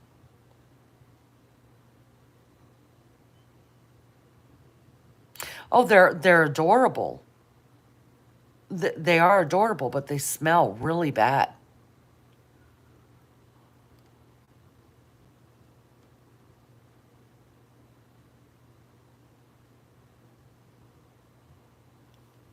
Shitting all over and out the side of their cage. Right.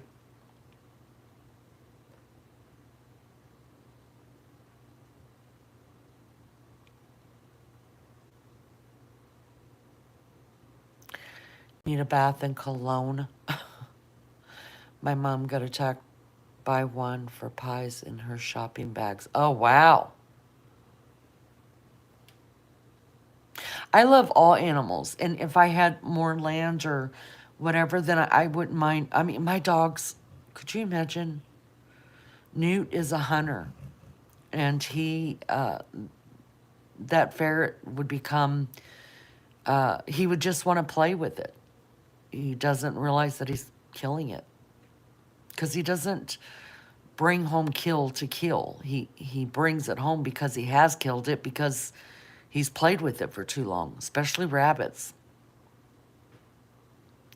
Rabbits and squirrels.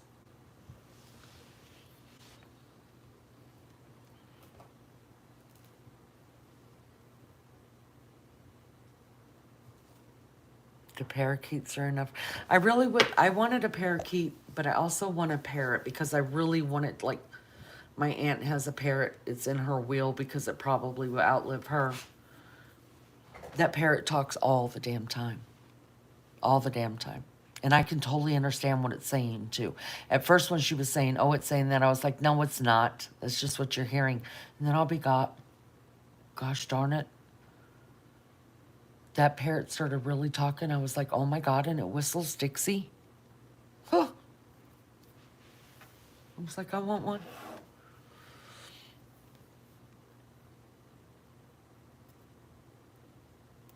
You'd build outside kennels. Oh, I can't handle dogs being in kennels.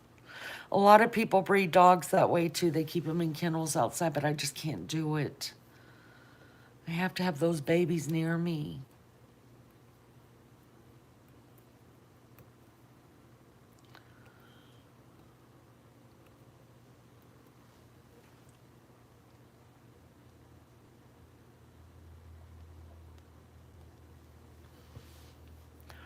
My turtle was the size of a quarter when I got her and hid her little habitat in my purse on the plane. Now her shell is 9 to 10 inches long. Wow. You're a true rebel taking that baby on a plane. We've had little box turtles before. Oh, okay. You'd leave them out all night. Listen, there have been times that I've thrown, especially when little girl was in heat last time. I knew Newt wasn't going to mount her, and if he did, that was great. I would have had a pregnant dog. But he wouldn't leave her alone. I put him in the garage the first night, and then I felt guilty because they're, used to being together all the time. And so the next night when they wouldn't let me sleep because they're all over each other, I just put them outside. I mean, was like, go for it. I hope you guys get tied up. Hope I have puppies.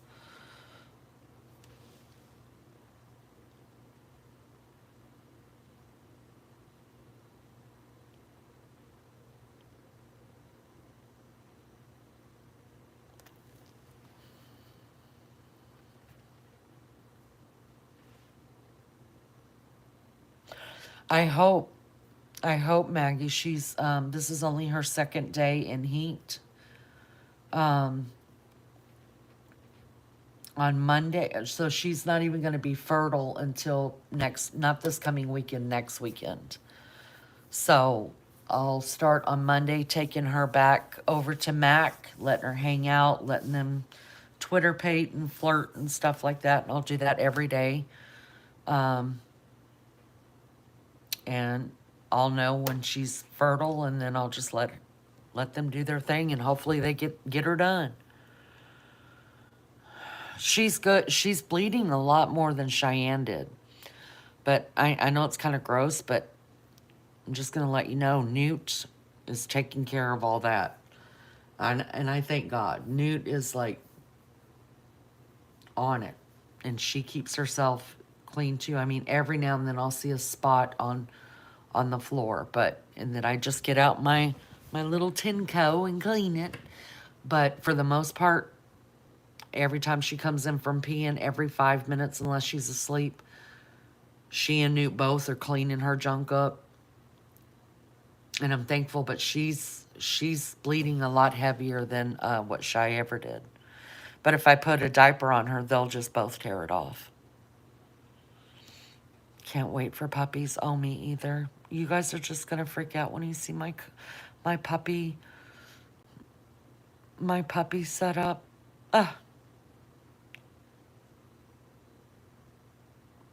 Well, I sleep on the couch the first 3 weeks of puppy life. So I sleep right next to him just in case.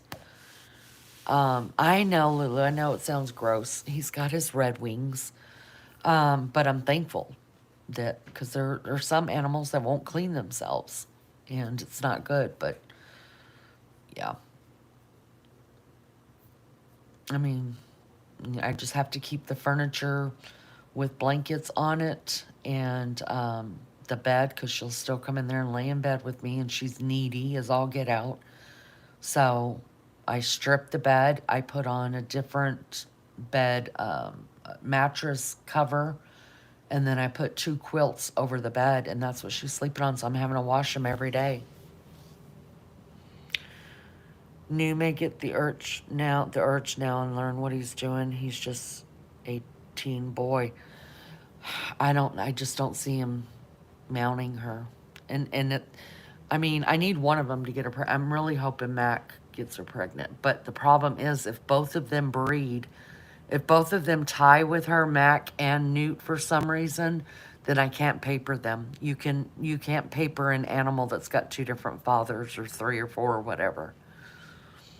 So then her puppies will sell even cheaper. Mac Daddy. Yeah, that's why they named him Mac. Her daughter always wanted a golden retriever too, and I talked him into getting an English cream because I wanted Cheyenne to breed with an English cream so that her puppies would come out, because Cheyenne was a red and her puppies would come out more golden, and they did. And then she named him Mac because she knew that he was going to be Cheyenne's stud, so we could call him Mac Daddy. Hold up pants if Lene's got her 24-hour puppy cam. I'm going to have to buy one because I need my phone. What I do now is with my phone. So you guys send me what's good, what I could set up that'll go live for me. Do a live puppy. I don't mind doing that. Now at nighttime, I will be turning the sound down because I don't want you guys hearing me snore. But yeah, I'll do puppy cam all day. I just got to know what to buy instead of using my phone, because that just can't happen. I need my phone.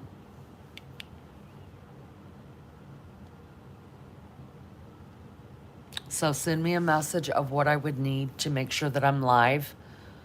And I could use StreamYard for it, and then just make sure, like, to close it out you can't go over 24 hours, so they shut it down. You lose it. So, but yeah, I can do puppy cam. Maybe I just won't do it at nighttime. Not a lot happens at night, just feedings. But daytime puppy cams, yeah. Need a webcam of some sort. I'll look and see what you need. Thank you so much. I've got to get a puppy in the States and Australia named after me. If it kills me, I need an Aussie Maggie and a Yankee Maggie. Well, you know what? I always do. I always name my litters. Like, Cheyenne's first litter was the road trip litter. So everybody that in all my family got to name a pup. And they had to name a place they had been to before on a road trip, not an airplane. Because, you know, road trips are my favorite things. So I called them the road trip litter. And so I had a Memphis. I had a Memphis, a Savannah, a Boyne. Boyne is, that was named by Baby Chow. That's where he likes to go skiing in Michigan, Boyne, Michigan. I had a, not Gatlin or Pigeon Forge, what was it? I had a Gilbert, and she ended up being a girl because I had more boy names than girl names. But it's funny because I called her Gilly. Her name was Gilbert, for Gilbert, Arizona. And I called her Gilly. And do you know they kept her name? They papered her with the name Gilly. So we have Memphis. Let's see, Memphis. That was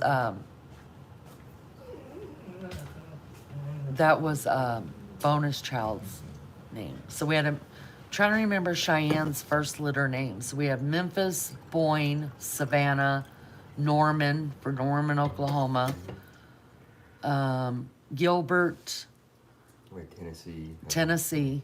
Yeah, because we did have a Tennessee. Or was that the second litter? No, because No. Megan didn't do the. And then her second litter was, what was the theme of the second litter? Mountain ranges. Mountain ranges. Yeah, because the mountains. I like the mountains. So we had Smoky, we had Appalachia, we had Rocky, we had Teton. Teton was our favorite. He ended up in, I'll never forget Teton. Teton ended up in Boston, Massachusetts. That's where he lives. And after the family picked him out, he was the biggest one. And so I named him Teton. And they hadn't picked out a name yet, so I just started calling him Boston. And now his name is Leo, but he's in Boston, Massachusetts. But he was the biggest one. We had, I don't know, there were eight different mountain ranges that, oh, we had Franklin, because Franklin ended up being a girl too. She was the smallest one. She was the one that we didn't think was going to survive. And me and Beefcake took turns nursing that baby and really loving her and wanted to keep her in the family. And she still is in my family. So she got the name Franklin, which are the mountains outside of El Paso, Texas. So we called her Frankie. And so her name is still kept Frankie. And she's my nephew bought her from me, so we've got her. So maybe the next one will be the YouTube litter. And maybe I'll name it after all my mods.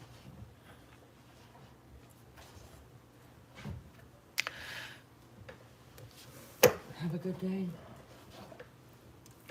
Love you too.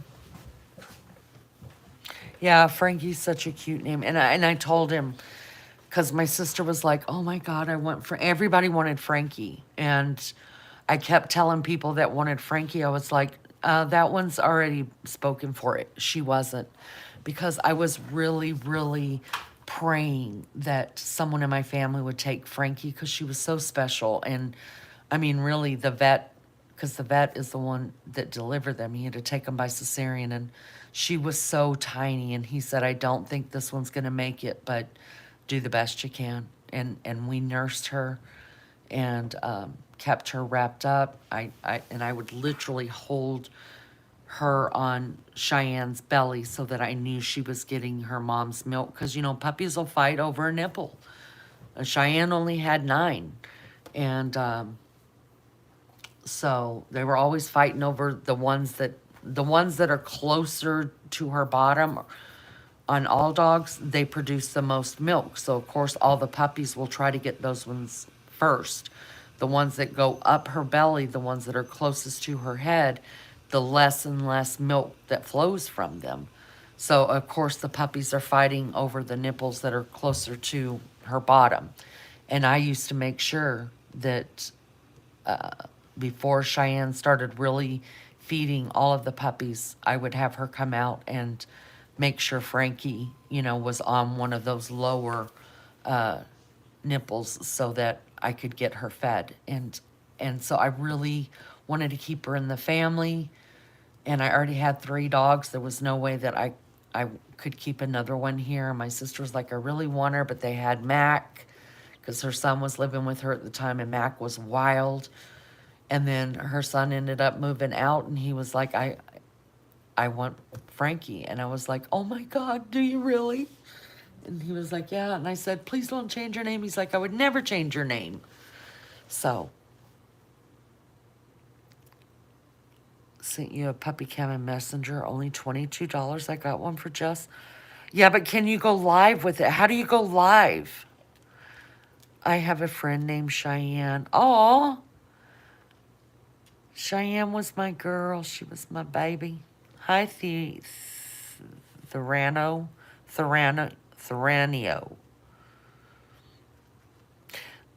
See, I think I need something different than a puppy cam because it needs to be something that I can do lives with. Puppy cam would just go to my phone, right?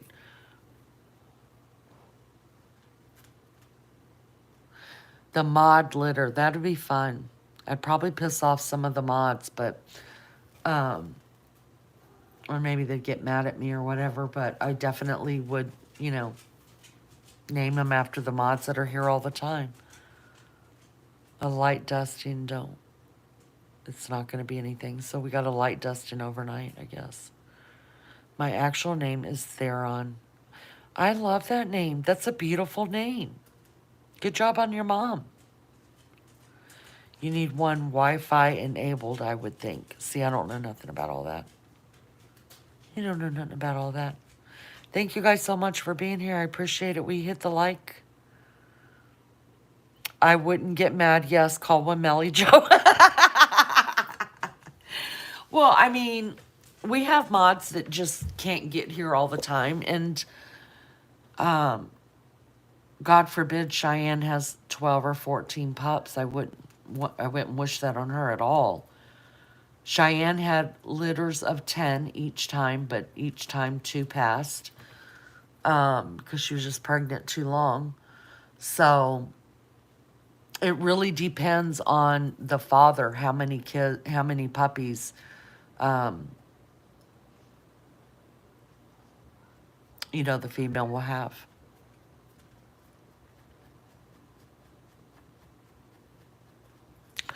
You've seen tons of dogs with your name. Really? I was actually named after my grandfather's friend that passed away before I was born. That is so sweet. Melly Lou. Oh, there you go. Melly Lou. That kills 2 birds with 1 stone.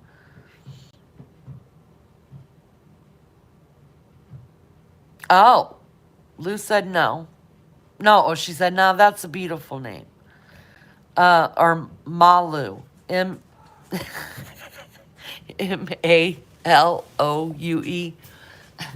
that's as far as we'll take that. My name is Natasha. Tons of Tashas. I've never seen a dog named that, but I've known a lot of Tashas in my life. Not Natasha either. I think Natasha's a beautiful name because you do have some Russian in you. I remember you because you used to call your granny, didn't you call her Babushka? Mary Jane, I think when I first met you, we had that discussion and you told me that your grandmother was Babushka. Am I remembering that right?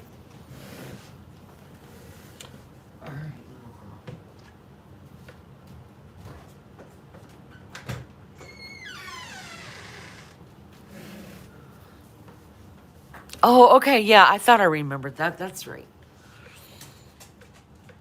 What and is a musical artist you enjoy? A lot. I'm a real 80s girl. You're probably very young. I'm an 80s girl. So I like 80s pop music but I also love country and western, not country music, country and western. That's the old stuff. And I also like old gospel music. Those are my favorites. Probably stuff you just don't like.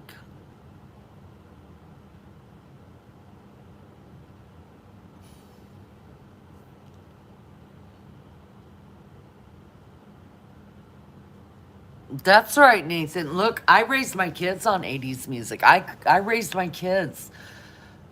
And it makes me so proud when they call me and they're driving down the road and they're listening to my music. I'm like, right on. But y'all, I love my mom's music too. I really do. I'll listen to that Peggy Lee and Marty Robbins, and that's where I get my love of country and western music. I listen to all of that. The Big Bopper. I listen to all my mom's music, the 50s and the 60s.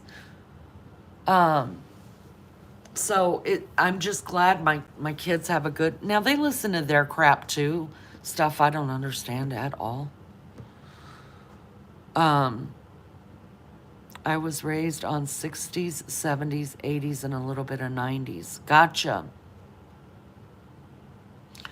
Yeah, there's no, but my mom used to say there was no music like the 60s music. The music in the 60s and the 50s were her favorite.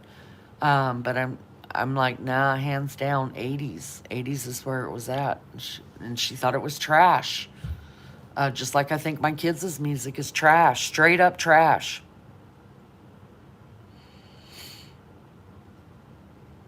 Tickles you when Miss Prissa's playlist comes on. Yeah. One of my favorite music artists is. See, I knew you were young. I knew it. I knew it. I don't even know who that boy is, but it just sounds like something I wouldn't listen to at all. But hey, more power to you, do you. I think today's music is trash. But I'm an old lady. I'm a real old lady.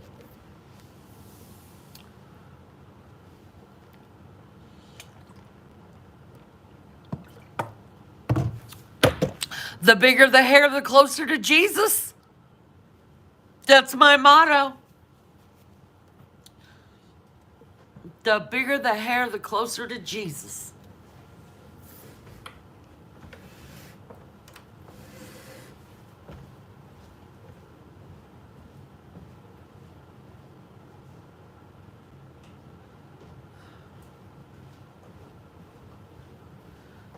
Listen, I'm going to say this and I'm going to say it once. You're 33. I love all types of music. Oh, well, no, you're not that young. You probably shouldn't be listening to anybody named. Oh, it's none of my business. It's really none of my business. But at least you're not a youngin', so welcome. I'm glad you're here. Hit the like for me. I'm going to say this once, and I'm going to follow it up with, if you know, you know. I had a really bad, well, you guys know I had my bad dream. If you want to hear about the bad dreams, the first thing I talked about on this live. If not, don't listen to it. It's fine. But when I got up, I let the dogs out, let the cats out, smoked a cigarette, did this walking around. I think I know somebody who's an incel. You guys, I'm just gonna say it right here. Y'all, if you know, you know. I need you to rack your minds. There is someone we know, collectively, who I believe to be an incel. I don't want to mention any names. Don't put any names in chat, you guys. But it hit me like a ton of bricks after I woke up this morning. I was like, oh my God, he's an incel. Ah! It's free, y'all. 31 watched it and only 21 likes. Oh man, you guys. Somebody missed a step. Don't put any people in, y'all don't put nobody in chat. But we all know an incel. I'm telling you. It hit me. I started remembering everything about that person. And I was like, oh my God. He was trying to groom us. Oh, BRB.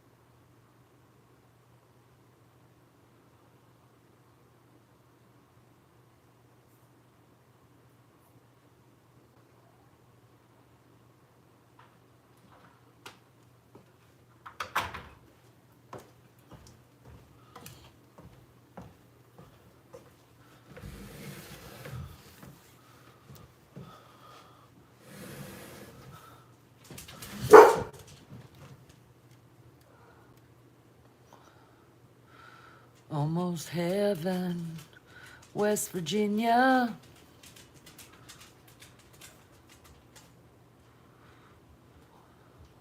Go, Simba, go eat, buddy. Here. Here, come here.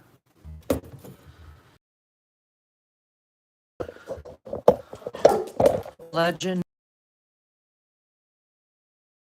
That old boy.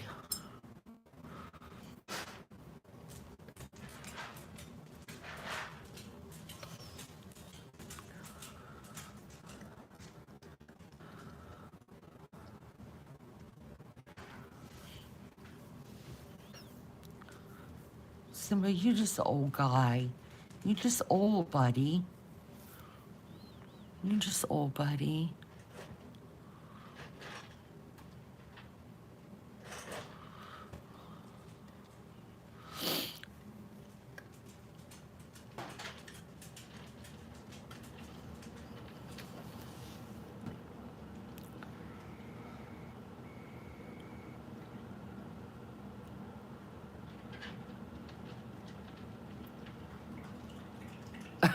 No, I don't sing. I sing for fun.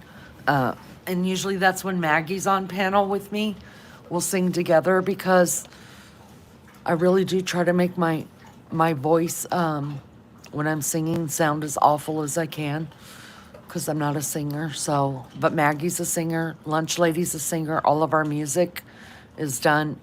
We have quite a bit of music on this channel.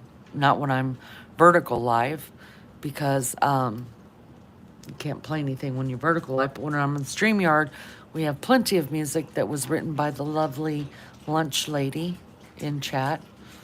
But Maggie and I sing, and then we get a copyright slap on the wrist. And yeah, I like to sing. Doesn't mean I should sing. Will you sing with me? Oh, there's Simba. Yeah, you guys, like, did you see he just ate probably like 6 little pieces out of that? This one is Simba. He's a legend around here. He's a legend. I have 2 cats. Wednesday is the mouthy one, the baby. And she's less than a year old. I'll show you. I'll show you. They're on. If I could call you by that name. That's Simba. He's 16 or 17. Not sure. He was astray on the side of the road. He's an old guy.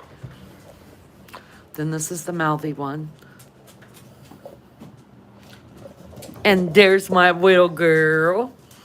Who's in heat. Hopefully we're going to have puppies. Right, Anichka? And this is Newt. Newt. All right, sister, get down. Newt is my protector and, oh, little girl, get down. He, it is very true when they say that girl dogs love you and boy dogs are in love with you because Newt does his best every day to climb into my soul. So I have 2 golden retrievers and 2 cats, and Simba is, you know, he's just an old guy and hates everybody. He's always hated everybody. He's got an attitude problem. That's why me and him get along. I understand that attitude problem. I'll show you guys. They're going to start Twitter-pating here in a minute. Because let's look at doggy porn for a minute. Let's see. Newt knows we're watching him. Oh, he just heard me call him. That dog thinks he owns me, and he does.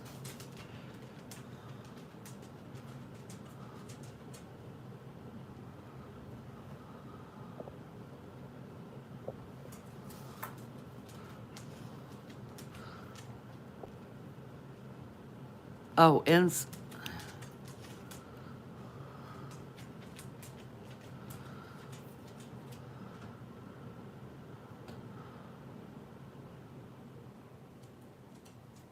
Newt's not having it. He's not playing with her. Now, all the stuff you see on my floors, I gave them a washcloth, and that's their favorite thing to tear up is a washcloth. So when I buy those, like, you get 12 washcloths for like $3 at Walmart, at the dollar store. I buy those because that's what I clean my toilets with, and then when I'm done, I know I probably shouldn't do this, it's such a waste, but this is who I am. I clean my toilets by hand, so when I'm done with them, I only use them once. I'll wash them and I give them to the dogs, and they tear them up. It's their favorite thing to play with. And they just shred them all over the living room, and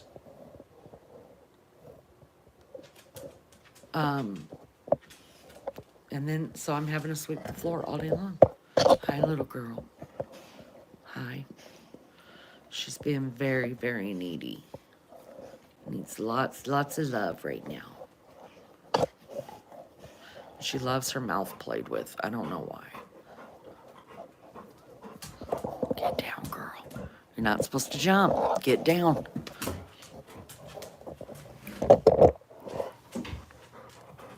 You clean yours by hand too? Oh, my dad, he was terrible. Little girl, you need to get... Okay, thank you. Thank you. Go lay down. Go lay down, sister. All right, that's enough. Go lay down.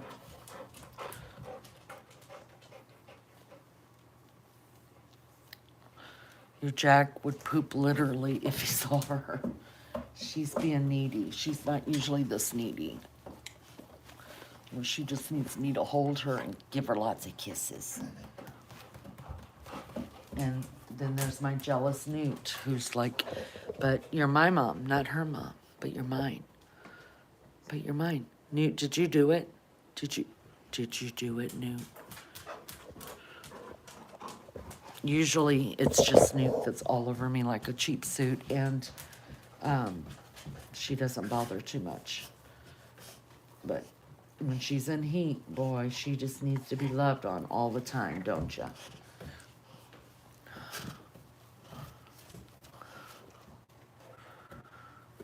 I'm tired of asking, but what is an incel? Oh, I think Lunch Lady put it in chat. So did Mary Jane Doe. Can I pet that dog? Absolutely. Absolutely. Could you tell Barbara what an incel is, please? I thought you guys had put it in chat. Yeah. Mary Jane Doe did. I can tell you the correct what an incel is that usually it's a younger male, usually, well, it starts out young. They could grow up to be that, but it's a male who, are virgins, and they are highly pissed off. They hate women because they cannot get a woman to show them any kind of attention. So it somehow becomes all women's fault. And it's not that they're all bad looking. It's usually because they have some kind of personality disorder that turns people off. You get the creeps from them. So that's why basically they can't get laid. So they're pissed off with women, and they end up, and there's real true, look, you can find YouTube channels that are made up of incels.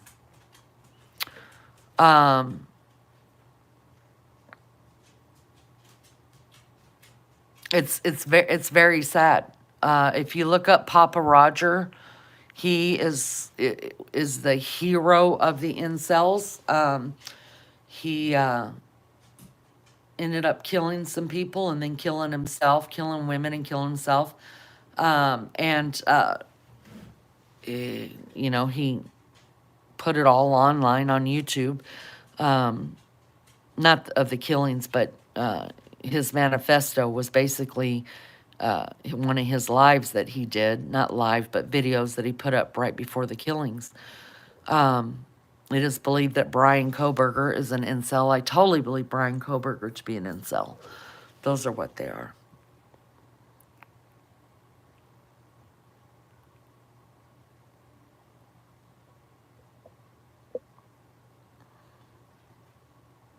Hi, Nick. Nick says, incel women exist as well, not just men. Yeah, but it's more prevalent in the men's community.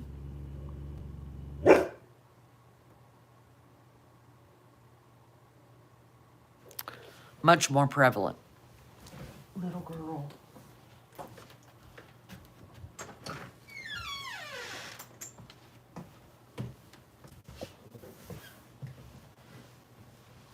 Thank you guys for being here. Please hit the like.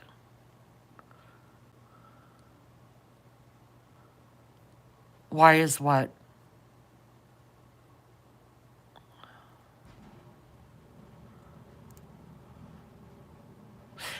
Well, I can, let me look it up. We can, I don't want to give out misinformation. I don't like misinformation. It actually kind of, y'all see my flowers? It actually kind of pisses me off, misinformation. So let's look it up. The percentage of men and women incels. More incel men. Let's look it up. Hold on. Ah, shit. See Mary Jane Doe? Damn it. Just did it. Fuck me. Hold on, I gotta wait for this to connect.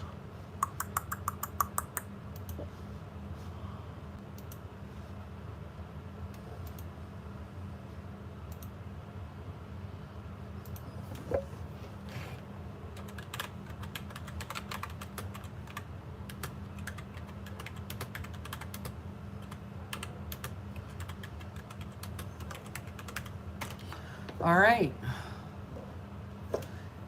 Involuntary celibacy. That's a great definition. I'm just gonna leave it like this because I'm just gonna read it. But anyways, let's see. New paper. This came out October 18th, 2023. There's a lot on it. Let's read this one. This is from the European Union. This says, the incel phenomenon, exploring internal and external issues around involuntary celibates.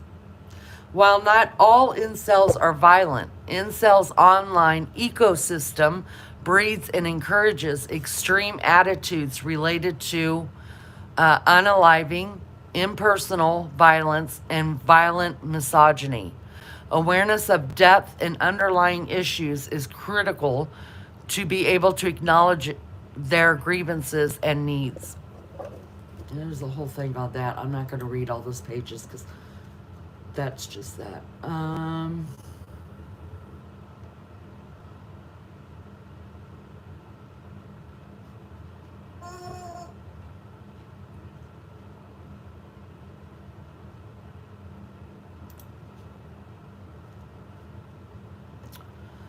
This is, I just think that's a cool picture of exactly what an incel is.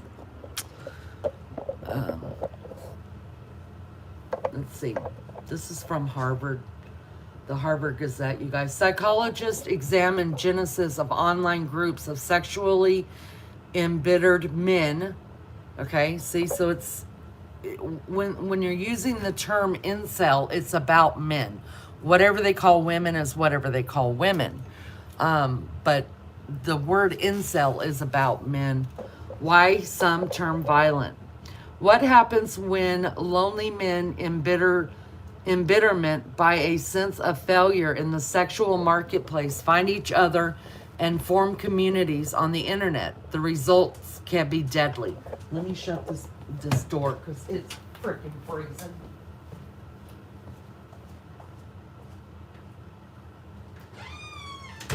All right, no more outside. No more, that's it. It's cold. A new paper by Harvard psychology postdoc Miriam Linder explores the rise of male incels, short for involuntary celibates, and their susceptibility to extreme ideologies and behaviors. Linder argues that despite a string of mass shootings and violent attacks by men espousing,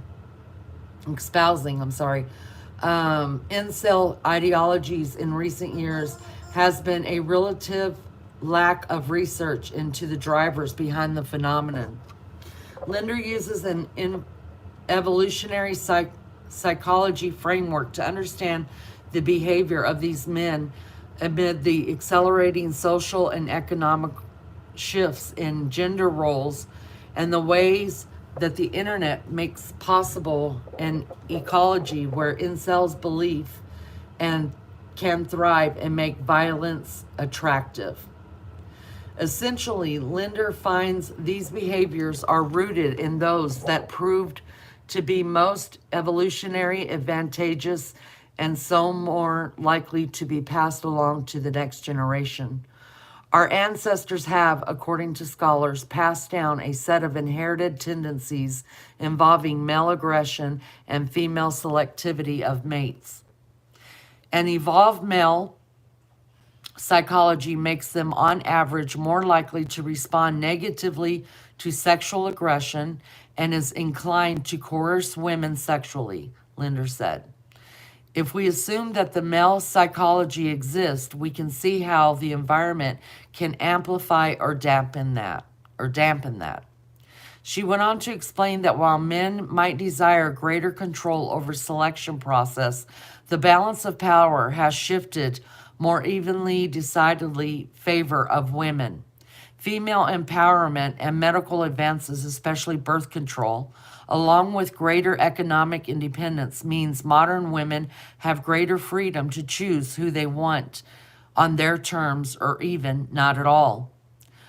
Women, now that we are in the position where we don't need to rely on a man for financial stabilities, we have the freedom to express more types of attributes that we are looking for in a long-term partner. Now, that may listen, that may be upsetting to some males hearing that, but it's the truth. Back in, and I'm not a women's lib at all. I'm not for it. I'm not for it at all. If you know me, you know me. I piss a lot of women off too. But I will tell you this. Back in the day, before the workplace was made up of a percentage of women, when more women, it didn't cost as much to run a household. You know, women stayed home and kept the house while the men went to work. Basically, it was the man could have pretty much his pick of the women because that's just the way it was done back in the day. If a man chose you, and he was a good man and he was a hard worker, your parents would, whether you were in love with that man or not, would most likely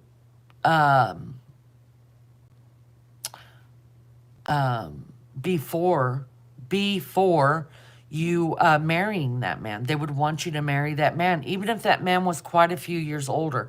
Think of the time when women were getting married at 13, 14, 15 years old. That was a big practice in back in the day, because if a man was successful and he had a good job, he had a homestead, he had it all lined up for a wife. If he wanted that 15-year-old, it wasn't unheard of. It just wasn't. In today's world, I would probably say 70s on up, women went into the workforce and they just became these people that weren't objects anymore, that a man couldn't just walk up and say, I got a good job, I've got a great home life, whatever, I can give you a good life, blah, blah, blah. And you just accept it for that and you learn to fall in love with them. That's what happened a lot. Now, women not all women need a man to take care of them. They're making their money, they're doing their thing. And so now they can be choosy. And that's just the truth. Whether you like that or not, that's the truth of the matter. So that's what this is talking about. This is talking about how, because of women going into the workforce and not needing a man to provide for them anymore, they can provide for themselves, uh, that they can be choosy. So if a guy comes up to a woman now and they're like, you can tell if there's something off or they're awkward or whatever, or they don't like the size of their shoe, or they don't like the way one eye rolls to the other side, or a hair out of place, or whatever it is. A woman now has the right, and she feels empowered to be able to say, sorry, you're not my jam. And she walks away. Well, these incels, this group of people that call themselves incels, it's not something I'm calling them. I'm just agreeing. They're butthurt because they believe. Listen, I'll pull up Papa Roger again. We'll talk about it. They literally believe that they're the best looking guy in the world, that they drive the best cars, they're the best looking, they have the most money, they have this going, that going, this going, that they should just have their pick of these beautiful women out here. But the problem is that also comes with a big ego. And people like me, not putting up with that big ego bullshit. Not doing it. Mm-mm. No. That's not attractive at all. And because most incels come with that kind of ideology, that because they're the best looking and they drive the best cars and they live in the best houses and they've got the money that mommy and daddy handed down to them, that should be enough to be to have a beautiful woman who every guy wants, that one woman should go to them instead of somebody else. They get pissed off and they become violent. Now, having done that, I'm going to bring up once again this Papa Rogers thing. This is the real Papa Roger. Let me turn this way because nobody needs to see my name. And then I will hold the camera so you guys can see it.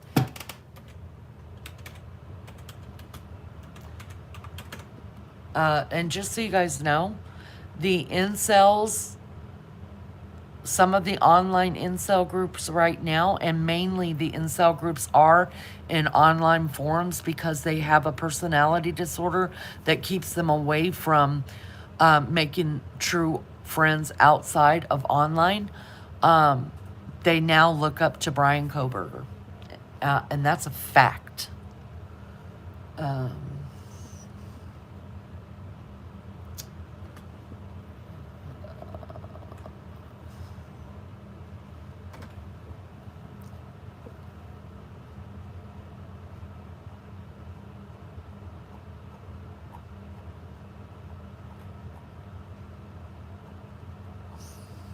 May not be here. Hold on.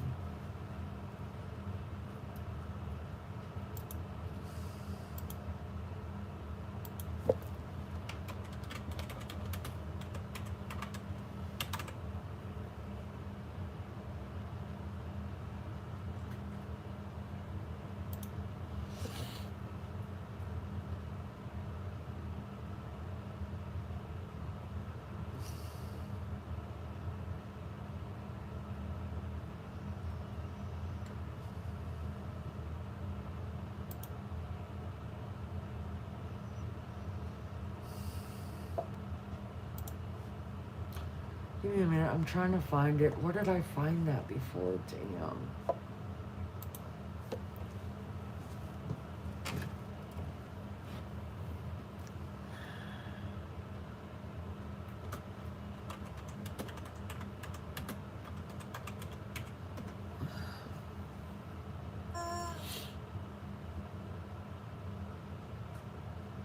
It was J is for Justice. That's right.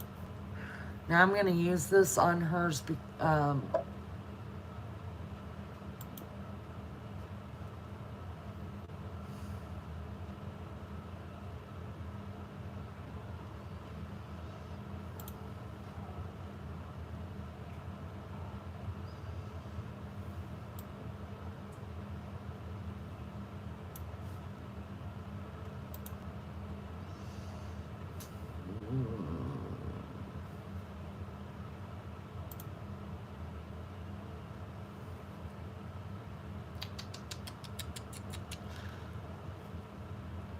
Give me just a second. I'm trying to find it without.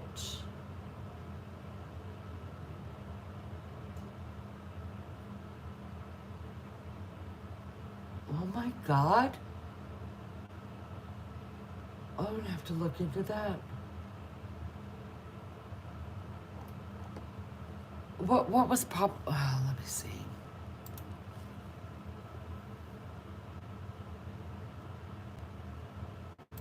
Sorry, this is taking so long.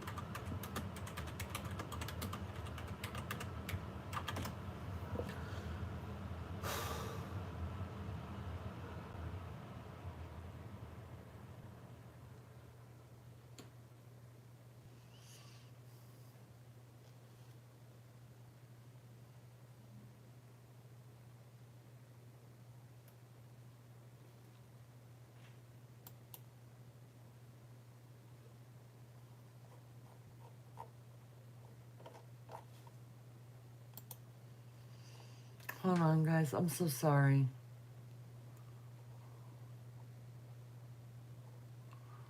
Ouch, gosh, that hurts.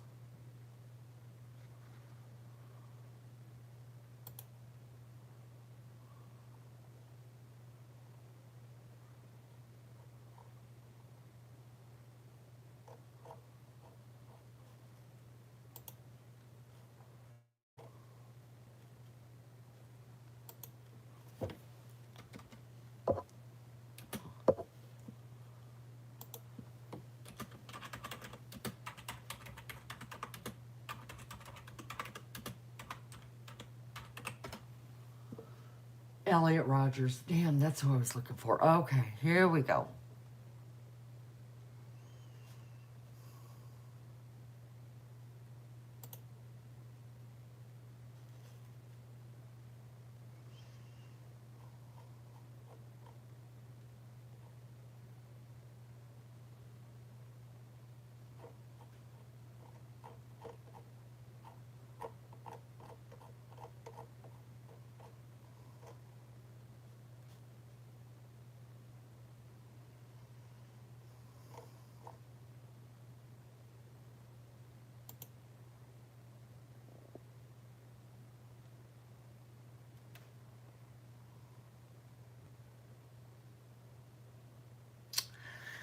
You know what? I can't. I just thought about it. I don't have speakers on here.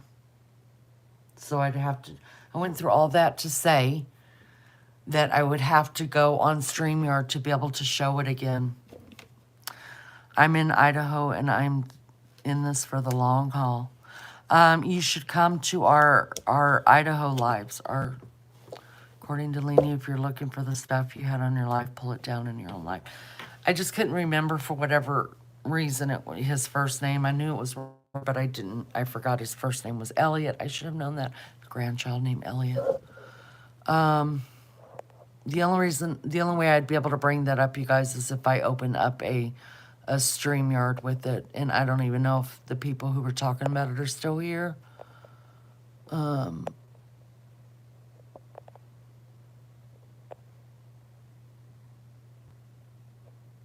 No, I wouldn't call Elon an incel at all. Not at all. He's got plenty of kids.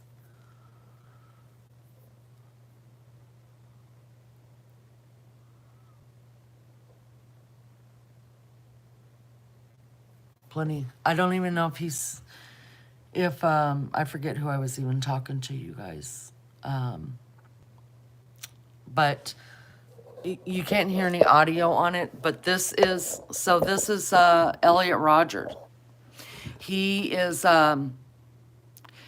well known amongst the incel community. They look at him pretty much as being their god. He was a 22-year-old student in California, La Brea, I think, if I remember right. And this is his last hurrah on YouTube, telling people that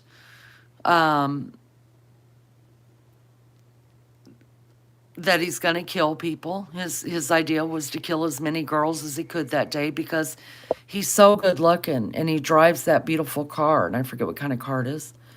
He drives that beautiful car and he's got all the money in the world, yet every girl he ever wants ignores him and doesn't have anything to do with him. He sits on the sidelines in places like where he's at right now. He's at the beach right now in California. You can see it behind him. He sits there and he watches girls, and he's pissed off at them for the pure fact that they don't have anything to do with him. But does he ever get out of that car and go try to talk to him on any of his videos? No, he doesn't.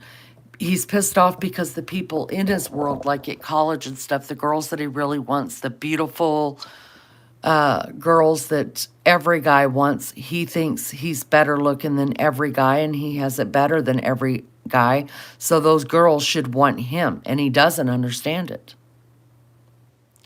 He's a cocky motherfucker. He was a cocky motherfucker. His ego is bigger than his eyebrows. He literally being an incel truly is a psychological disorder, because he can't figure out that not all girls, not even the high class, into themselves, snotty nose, rich girls want that type of guy. They maybe want somebody with a personality. And most of the incels that you will find are people that do not have personalities. They have some sort of affliction that they don't have great communication. Now, he communicates fine like this, right? But really, to him, it's just a one-on-one, and he's just hearing himself talk. And people like him don't like anything better than hearing himself talk. So I could just imagine what a conversation would be like with Elliot. It'd probably be something, "Hi, I'm Elliot. That's my car over there. Yeah, I just got these jeans from wherever the latest place is to get the jeans. They cost me this much money. You look hot. Yeah, I just got back from the beach and my yacht's parked over there. You guys really should come on the..." Not one time did he ever ask, "How are you guys doing? What's your name?" He don't give a shit, because life's about him, right? That's what a narcissist is.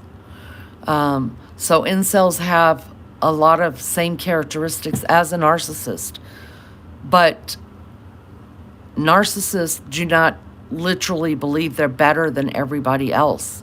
An incel believes they're the best of the best every day of the week and every hour of the day. They're the best of the best. Everybody should like them. Everybody, they're God's gift to this earth. And they like nobody better than what they see in the mirror. And because they can't understand why people don't feel the same way about them that they feel for themselves, they end up becoming very violent. Very violent. When I was looking for Papa Rogers, I just found another guy that was in Ohio. God damn, I wish this was on StreamYard because I would pull it up, you guys. There was another student in Ohio that he left a manifesto. He killed some girls on campus, and then he killed himself. He called himself an incel. That's what he called himself. So it's not that I am calling these, this is what they call themselves. Now, if they didn't call themselves that, but that was the right term for them, yeah, I'd call them that. But it's a real psychological problem, severe. So this guy ends up killing, I think it was the day after he did this, he ends up killing 2 or 3 people and then killed himself.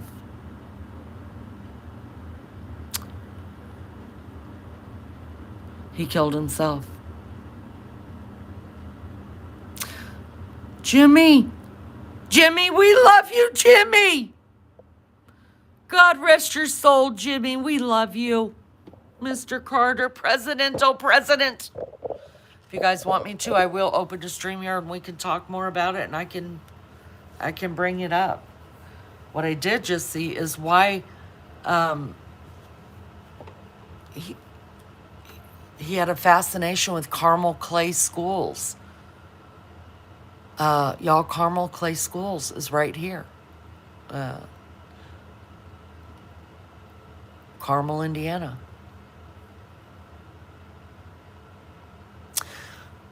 Why don't we do this? I will see. I done pissed some men off, boy. We dropped 11 people the minute I started talking about this.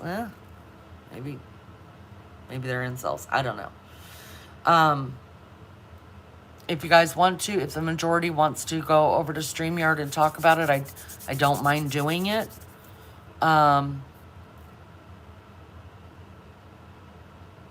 We can talk about that. If not, then we don't have to. That's fine. You're still here. Hey, Thea. Now I was talking about the other guy that asked me or told me that women were incels too. Well,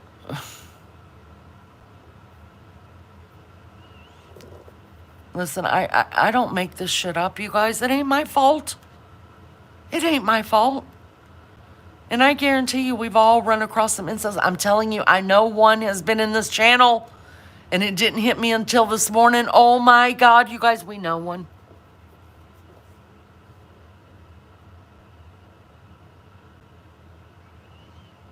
Can I get on a call? I'd love to have you on. Let me open a StreamYard. Have you subbed up Theranio? Have you subbed up? Sub up real quick. I'll open up a StreamYard. I'll open up a panel and you can come up on panel. How about that? Would that be okay?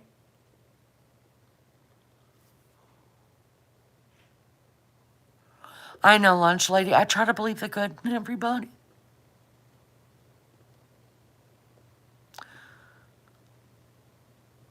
All right, so let me do that. I'm gonna start the StreamYard, and then I'll close this one down and go live, start a live all over again, and we'll get Theron on up on panel, and we'll talk to him, and then we'll talk about some incel stuff. All right. Before I can open a StreamYard, though, I have to close this one out. All right, so give me 2 minutes, 2 and 2, and we will, not even 2 minutes. We'll open that up. You guys come on over there. Let's hang out. Let's chit-chat and get up on panel.